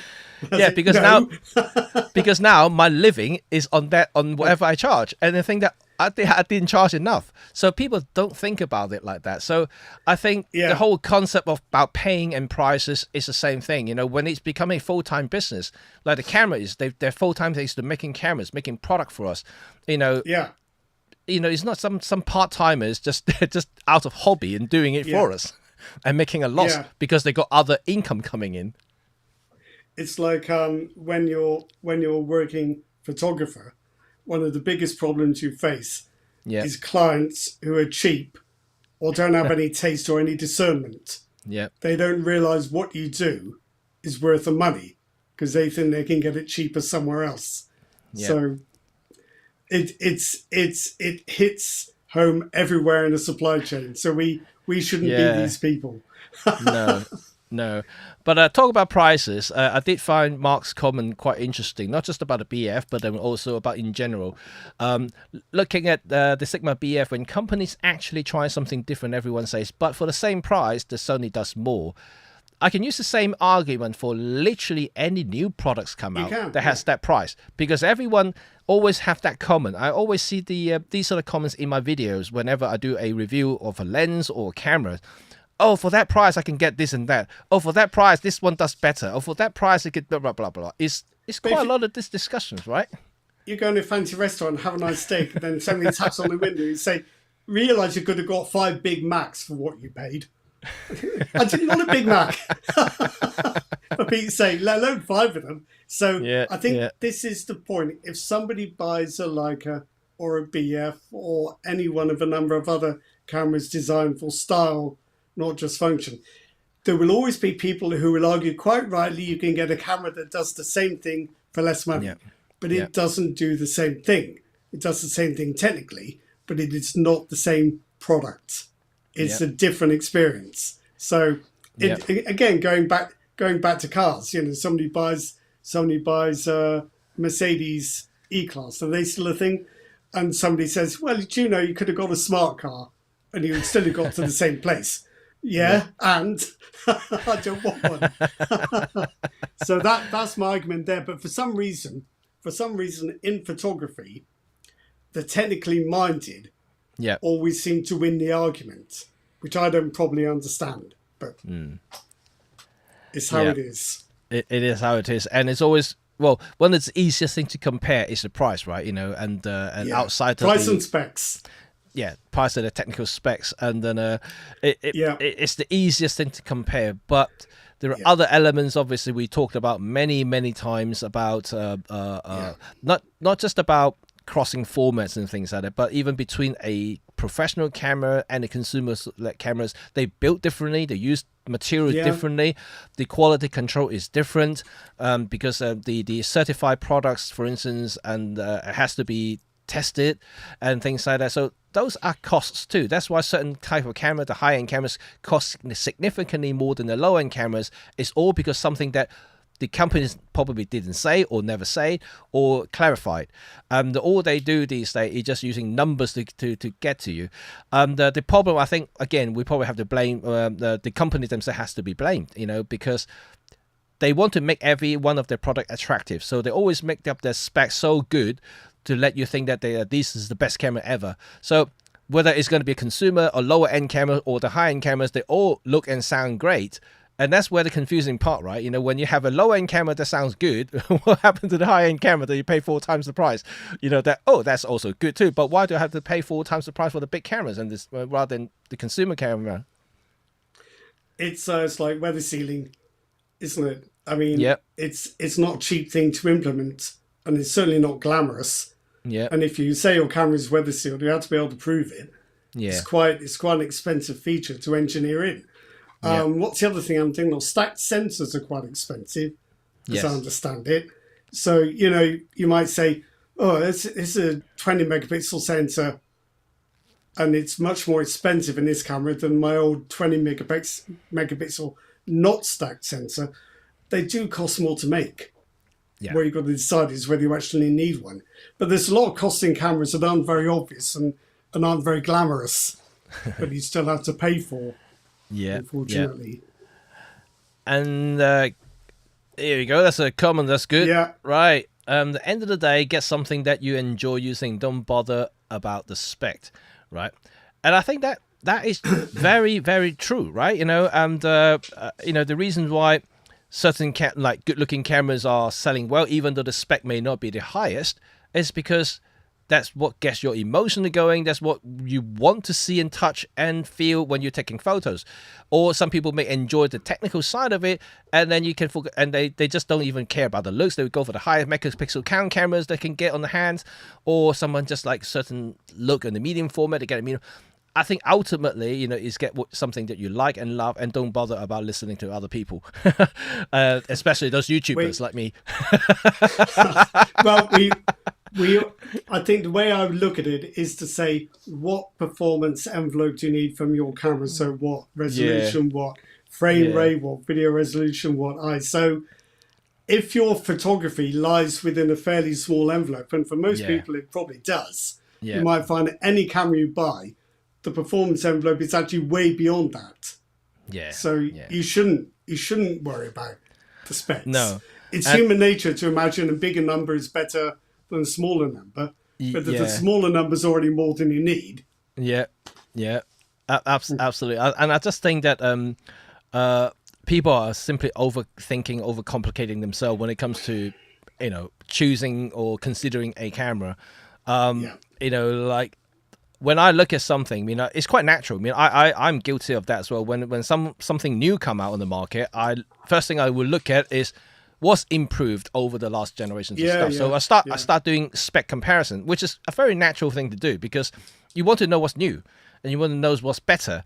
But sometimes it's quite hard to see because numbers could be the same, and then you just see this marketing material may talk to you about something else. And you just have to do a lot of digging, and eventually you just still don't know. And not until you actually physically get your hands on the camera, test it yourself, look at the image yourself, and you say, "Oh, that's what's different." But again, sometimes these things don't happen, and with just a touch and try. Sometimes you may actually have to use the camera for a week or two, for a long while before you starting to realize the improvements. But overall, I just think that, regardless. Photography are relatively simple, to be quite honest, in terms of operations. If you don't overcomplicating yourself about AI this, subject tracking, whatever, some of these things, eye control, AF, whatever, this high-tech stuff. Photography can be very, very straightforward and simple if you think about just a simple exposure triangle, and that's all it is, right? I think we're a pretty insecure bunch overall, though, because we sooner or later you always run up against somebody who knows something you don't, and makes you feel a bit stupid. There's always be some fellow at the camera club who says, so you've got S-Log, haven't you, built in? No. And I go, oh, how much did you pay for that? So you feel like peer pressure. Exactly. There's always an expert to make you feel stupid. That's the worst of it. But I think we are a pretty insecure bunch because photographers are quite nerdy. And with that nerdiness comes a kind of competitiveness. But having said that, when the older generation of photographers who shot films weren't that nerdy, to be quite honest, because there's nothing to nerd about. Oh, well, a little bit. It'd be back in the day, you'd be at the camera club and they'd be looking at negatives and say, what do you develop that in? Or you'd say, RT11. Yes. Oh, yes. You didn't do 1+1. No. Oh, you see, that's why your shadows are crushed. But there's as much as to do with the skill side of it, though. Still, the development's a skill set. It's not. It's the choice of chemicals or the length of the developments and things like that is quite technical, right? So it's not quite to the point that we talk about numbers like what today. Is like computer nerdy talking. Yeah. In the old days, maybe in the 90s or 80s, your camera's got 3 focusing points, I got 5. It's 5. It's almost twice as many. But at which point you feel like saying, you do know you can only focus on one thing at a time, don't you? But those days are gone now. These days we are proper nerds now, right? We're really insane amount of things that we have to compare and satisfy ourselves. Looking at charts, comparison charts here and there, different models, different formats, different sensor technology Yeah. or whatever. The list can go on forever. That's why so many people like DP Review, because they have all kinds of charts you can refer to. I read a story on the new Panasonic last night. It took me 2 hours because quite often you have to dig so deep into the specs to find the differences. Yeah, it's just like a soul-destroying journey. It's painful. So those are the articles I least like writing. But it's done. Till next time. Yeah, but I noticed we go back to one of the earlier comments about the BF. I think someone said that these. I think no, it wasn't a comment. It was something you mentioned. The simplified menus is actually pretty good. May not be everybody's taste, but it's a very simple menu. It's very easy access to the exposure triangle stuff, like ISO, shutters, and aperture values, and AF on off, and that's practically it. And then there's not much else going. White balance maybe, and temperature. It's a very simple menu. There's nothing to it. And for those who always wanted a simple, non-confusing operation of a digital camera, and that's probably one of the simplest one, apart from Leica. Leicas are pretty simple as well. You can't have too many choices, can't you? I think every time, doesn't happen very often, every time I master review Leica M, I think, oh, brilliant. Yeah. Every time I master review Leica SL, I think, oh, again. Yeah. Because they're completely different camera types. And with the Leica M's, there's very little to know. Yeah. Apart from the quirky focusing. But with the SL, it's like a thoroughly modern mirrorless camera where you have to dig into everything to make sure you're not making a mistake with the settings, particularly for video. Yes, absolutely. Too much work. And Mark's put out a comment saying, why do camera manufacturers never listen to us? No Pen F2, no X Pro 4. Well, I think I have an explanation, and it's not a very happy one. I think that there are probably 60 or 70 people who do care, and they're all here, and everybody else doesn't. Spread the word, grow this community so we have more numbers. We need to make everybody agree with us. That takes some work, but we're on it. We're on it. Yes. But I think camera makers feel it's too risky. I think you have to assume that Pen F didn't make Olympus enough money, otherwise they would have carried on. I'm aware that it's quite an expensive camera to manufacture. In terms of physically, not technically, but physically. That might have put them off a bit, but I think so many times it's the right product at the wrong time. I guess so. Yeah, but I think there is a great deal of a camera revivals are really popular right now. That may just be a phase, but it does seem as if a lot of people are figuring out that video is different. But for stills photography, there's something, wait a minute, my camera was fine 5 years ago, 10 years ago for what I did and what I do now. Not every consumer is at the cutting edge of image capture technology and workflow. Many people have quite simple needs, really. Absolutely. I think so.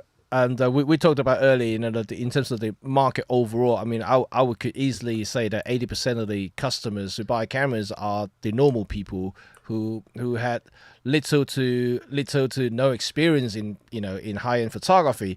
They just believe bigger cameras will capture better images, and those are the people who buy these cameras. Yeah, I mean it's It'd be interesting to know what people watching this think camera makers should do to reverse their fortunes. I mean, most people seem to feel that the market is in decline and makers aren't doing what they should be doing. But what are some of the ideas for turning it around? What would people watching do? We've had our say. Yeah. Please do share your comments about what you think can help the industry. Not saying they sell the camera cheapest. We already talk about prices, because ultimately they also a company and a business needs to make profit to continue the developments of further into the future. They also have a bunch of staff needs to be paid. We can't obviously make them completely obsolete and redundant.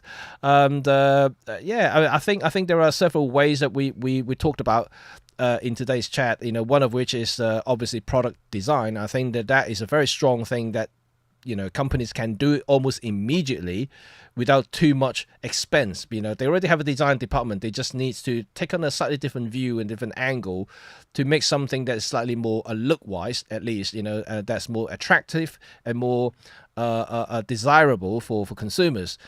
Things, retro is obviously the trend at the moment, but who knows how long this retro trend is going to last.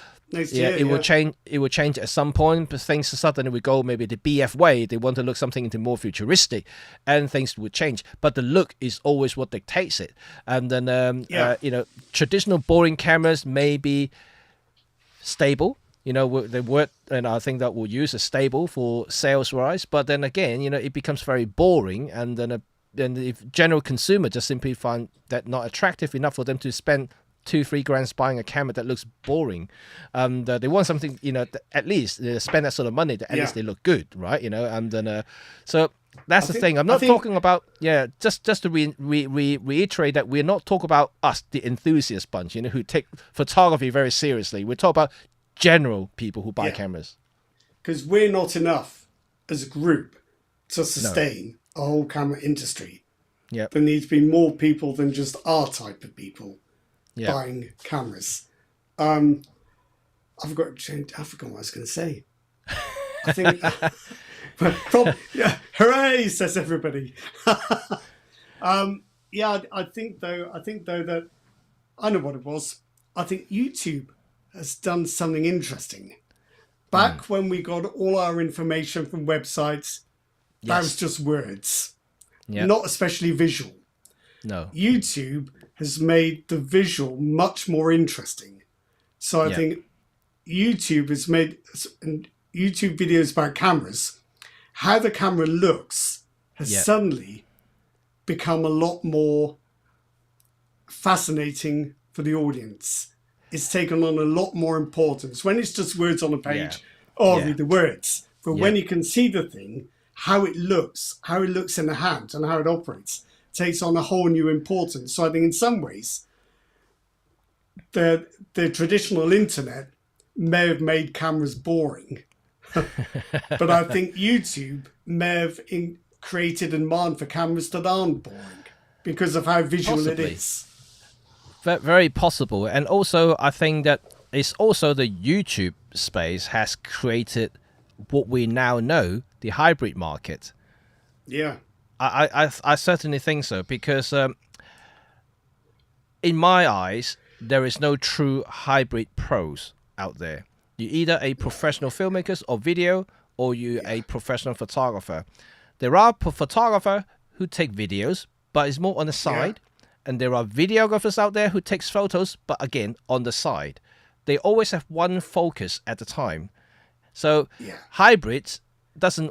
That's why I said it so many times. The hybrid cameras never really make sense to me, because I just don't think that type of cameras will appeal to me. If I want to shoot still, I have a still focused camera. If I want to do video, I have a proper video cameras to do things. So it's not necessarily something that the manufactured camera companies actually understand or want to understand. They're selling a dream. Yeah, because it's what people dream of. Even when I'm observing other professional work in some portrait photographer, they were taking some fashion shoot, but they were taking some video on the side, and then but they're not taking proper videos, so they just want to click the record button. It's a full-time job. It is. Your head was thinking in a more professional way, professional photographer way, which is very different to video. Video needs panning, needs sort of movement to create emotions and other things. Stills is a stills. You're looking for that moment, that split second of moment of creating that shot. Very different beast altogether, even though we have a lot of transferable skills, but it's not necessarily the same thing in that moment in time. So hybrid, to me, never work. I don't think it should exist. It's only when YouTube started. Should not when, exist. yeah, when YouTube started, it's only when these YouTubers coming out. Oh, I take stills and video, so I need a hybrid camera. I need a camera that can do both. But if you speak to any professionals out there, they will say that no, I can't do both at the same time. How can I possibly do both at the same time? I think as well, if you're involved in any kind of commercial activity that is that serious, there's going to be two of you. Yeah, it's going to be you doing the stills. You're going to have videographer. The videographer is probably going to want a sound person with them as well. Yep. It's just as one camera. There's no reason why you should have one camera that must do both jobs. It's probably quite unlikely that you can have one person doing both jobs for the reasons you explained. Video, it's hard enough to do if that's all you're doing. Yeah. Because the audio takes as much effort. Yeah. In my limited experience, as the filming does. Yeah. Certainly haven't got time to take any proper stills. And if you're a stills photographer, there's certain key moments you have to capture. Yeah. You can't be running a video camera at the same time because you can't be looking at both. It's absolutely. It's crazy to think like that. But, well, it is what it is now. The hybrid market certainly, exists, because of what happened in the last few years. So it's certainly something to stay by the looks of it, because the brand new Lumix S12 is a professional hybrid camera, apparently. Yeah, it seems so. Still got to navigate all the complications of crop factors versus frame rates and what have you. So, I think it does 4K 120, but I think you've got a 1.2 heavy crop, times crop, and then there are probably some restrictions on whether you can shoot 4:2 or 4:2. So all this you have to navigate through all of that. But so here's my third and probably most unpopular suggestion for how the camera makers revive their fortunes. Yep. Sell people two cameras. Yes, just this for your stills, this for your video. We'll do a deal. They'll be cheaper if you get them both than if we sell them individually. But at least you'll know what they're for and that they are set up for that thing. You see that market used to exist, right? That market used to exist when we had camcorders and SLRs that doesn't shoot videos, right? If you want videos, you both go and buy yourself a camcorder. If you want stills, get a DSLR. There's no merging there. There's no crossovers. It's a very distinct two categories there: videos, stills. And the thing is as well that cameras have to be designed a bit differently, because hybrid cameras aren't really ideal for rigging up with monitors and mics. And you've got maybe an XLR mic. You can't plug that in without an adapter, which is more money. Whereas a cinema camera, it's got all this stuff. And it's made for handling while filming, or handling with the controls you need for filming. Yes. Whereas a regular camera is set up for stills photography and made for it. So that's how they can make even more money from us.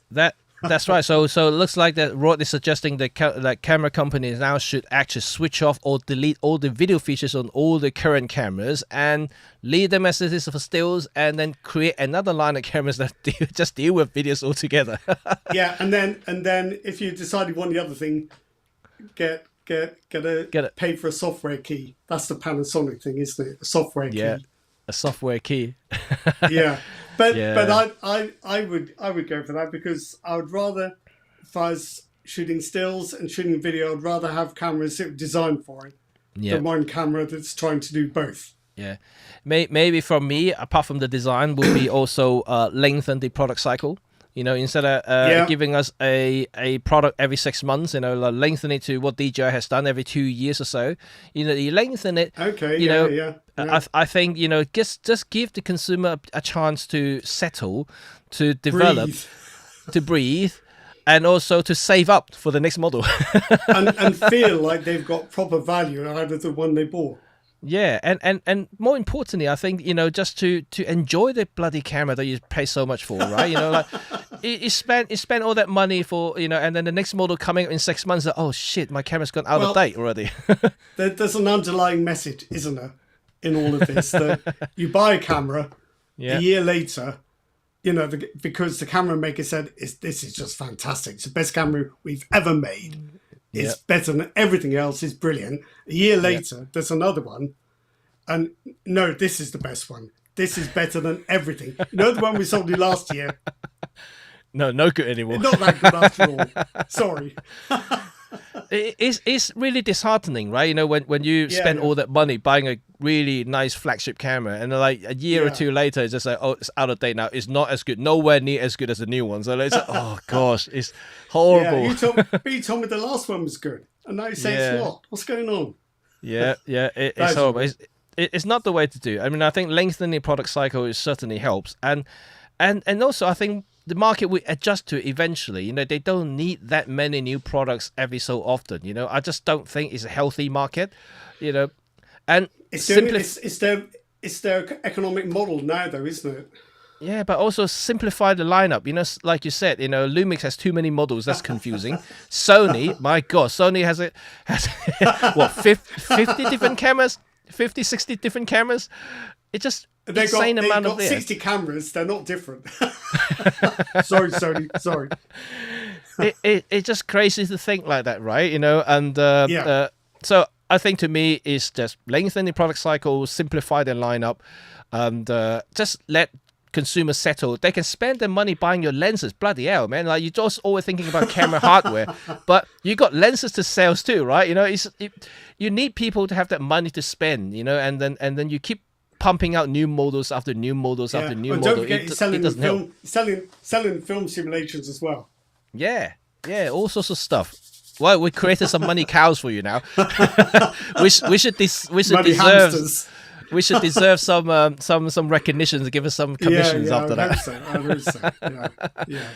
But that's my 2 cents. I mean, I would like, I think we should hear from you guys as well what you think the camera industry, the camera makers should do to improve the situations by improving the market as a whole, how to re-educate consumers, how they can attract them to buy into cameras again, forget about smartphone and things like that.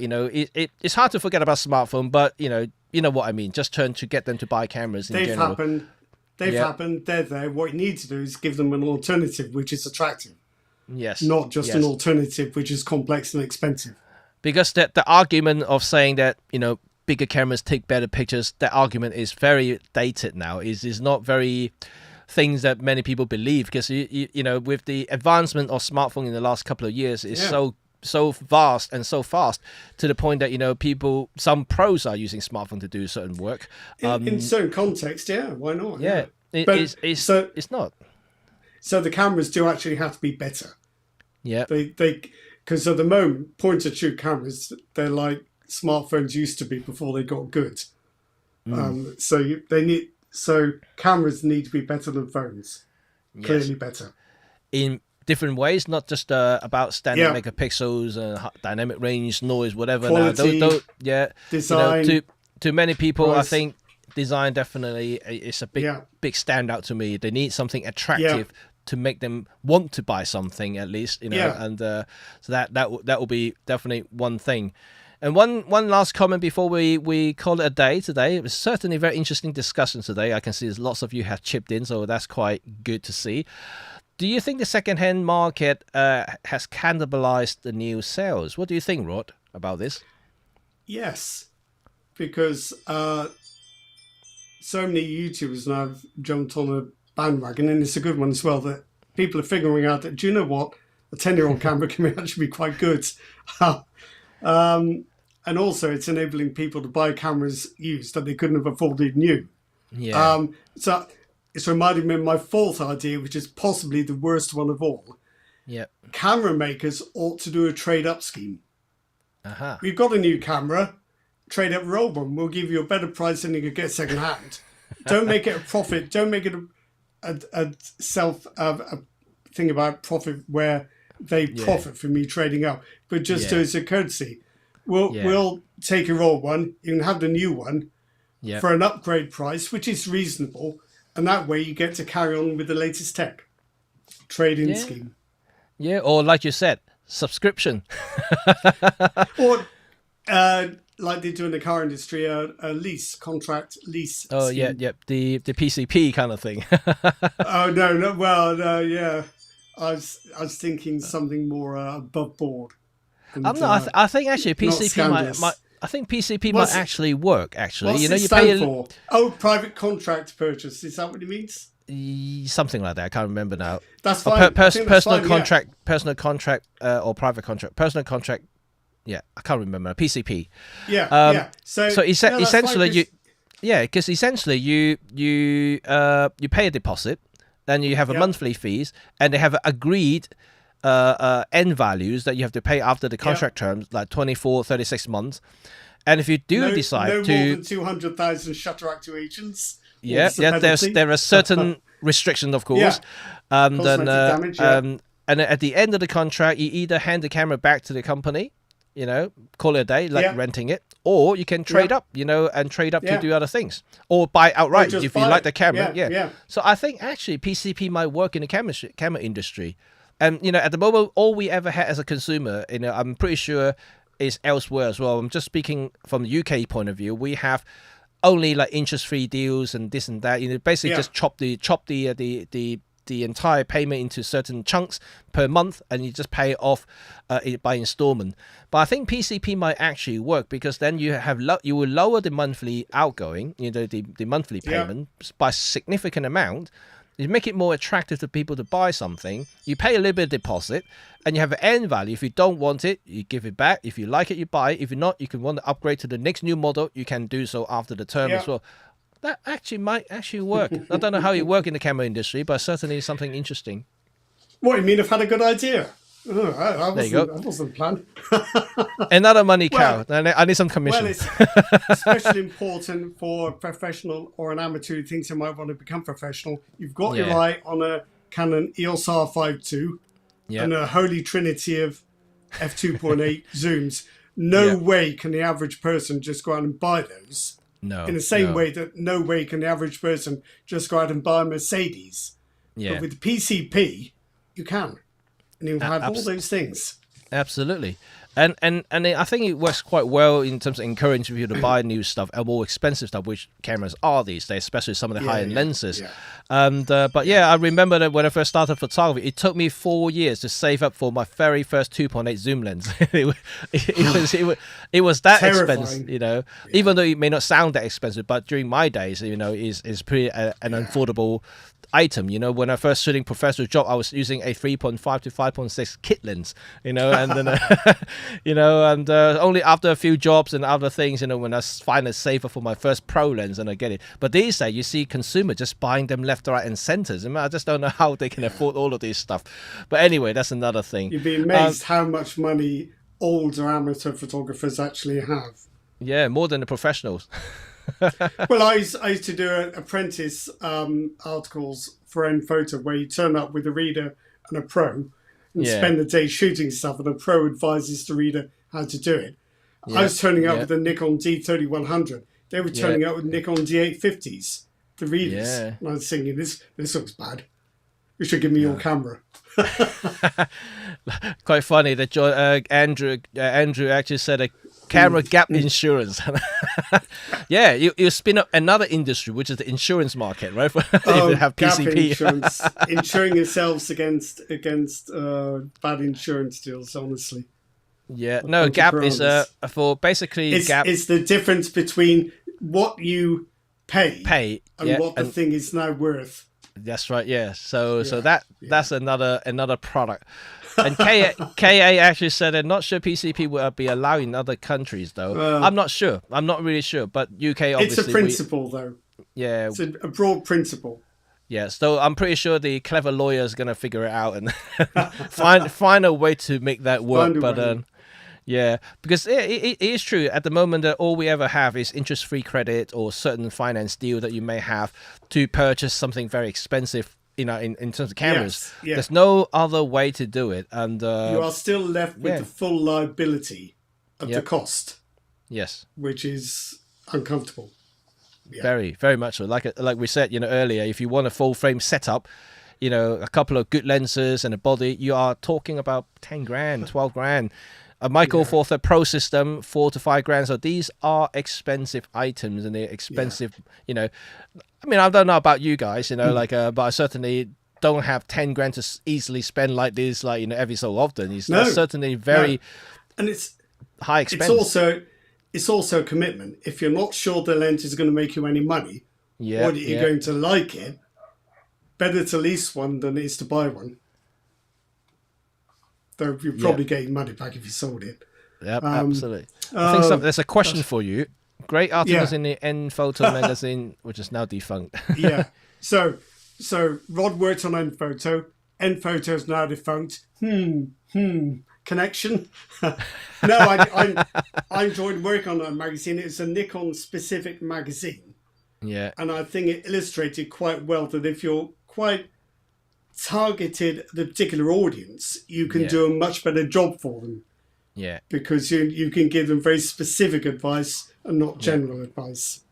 Yeah. So that's gone. Yeah. Poor N Photo. And Andrew finally say that you can finance things in this way through businesses. But unfortunately, you talk about businesses, and not every one of us are business. So, you know, a lot of us are personal. So, like PCP, that's why PCP is so popular, because anyone can apply for it, right? Sounds like Andrew's the person I need to speak to for tax advice. So I'll keep that right. Right. Okay, there you go. So we should end today, but just one final thing there. Carl, just say good afternoon, guys. I'm so late, so watching from the start. Yeah. All right. Never mind. You can catch all the comments and things like that. Please do let us know what you think about what we discussed today. And same goes to all of you guys there if you're listening. And just repeating what we said. You know, let us know your comments about what you think the camera industry is today in 2025, and what way you think of that can improve the situations and attract more new people buying cameras. Because ultimately, if we want this camera to thrive, to survive, to do more things in the future, we do need more money and more people buying cameras and lenses, so we can ensure this industry is healthy, is not declining or shrinking or overtaken by smartphones and the likes. So there we go. Thank you very much for watching. I'm pretty sure that you're all going to have a very lovely afternoon or evening or morning, wherever you are. And please do let us know what you think about everything as well. If you have any new suggestions about anything that we should be discussing, talk about camera brands, photography even, you know, like we like to talk about photography. So if you have any suggestions, please do also leave us some comment down below as well. So until next time, we will call it a day, and we will speak to you next time. Okay, bye for now.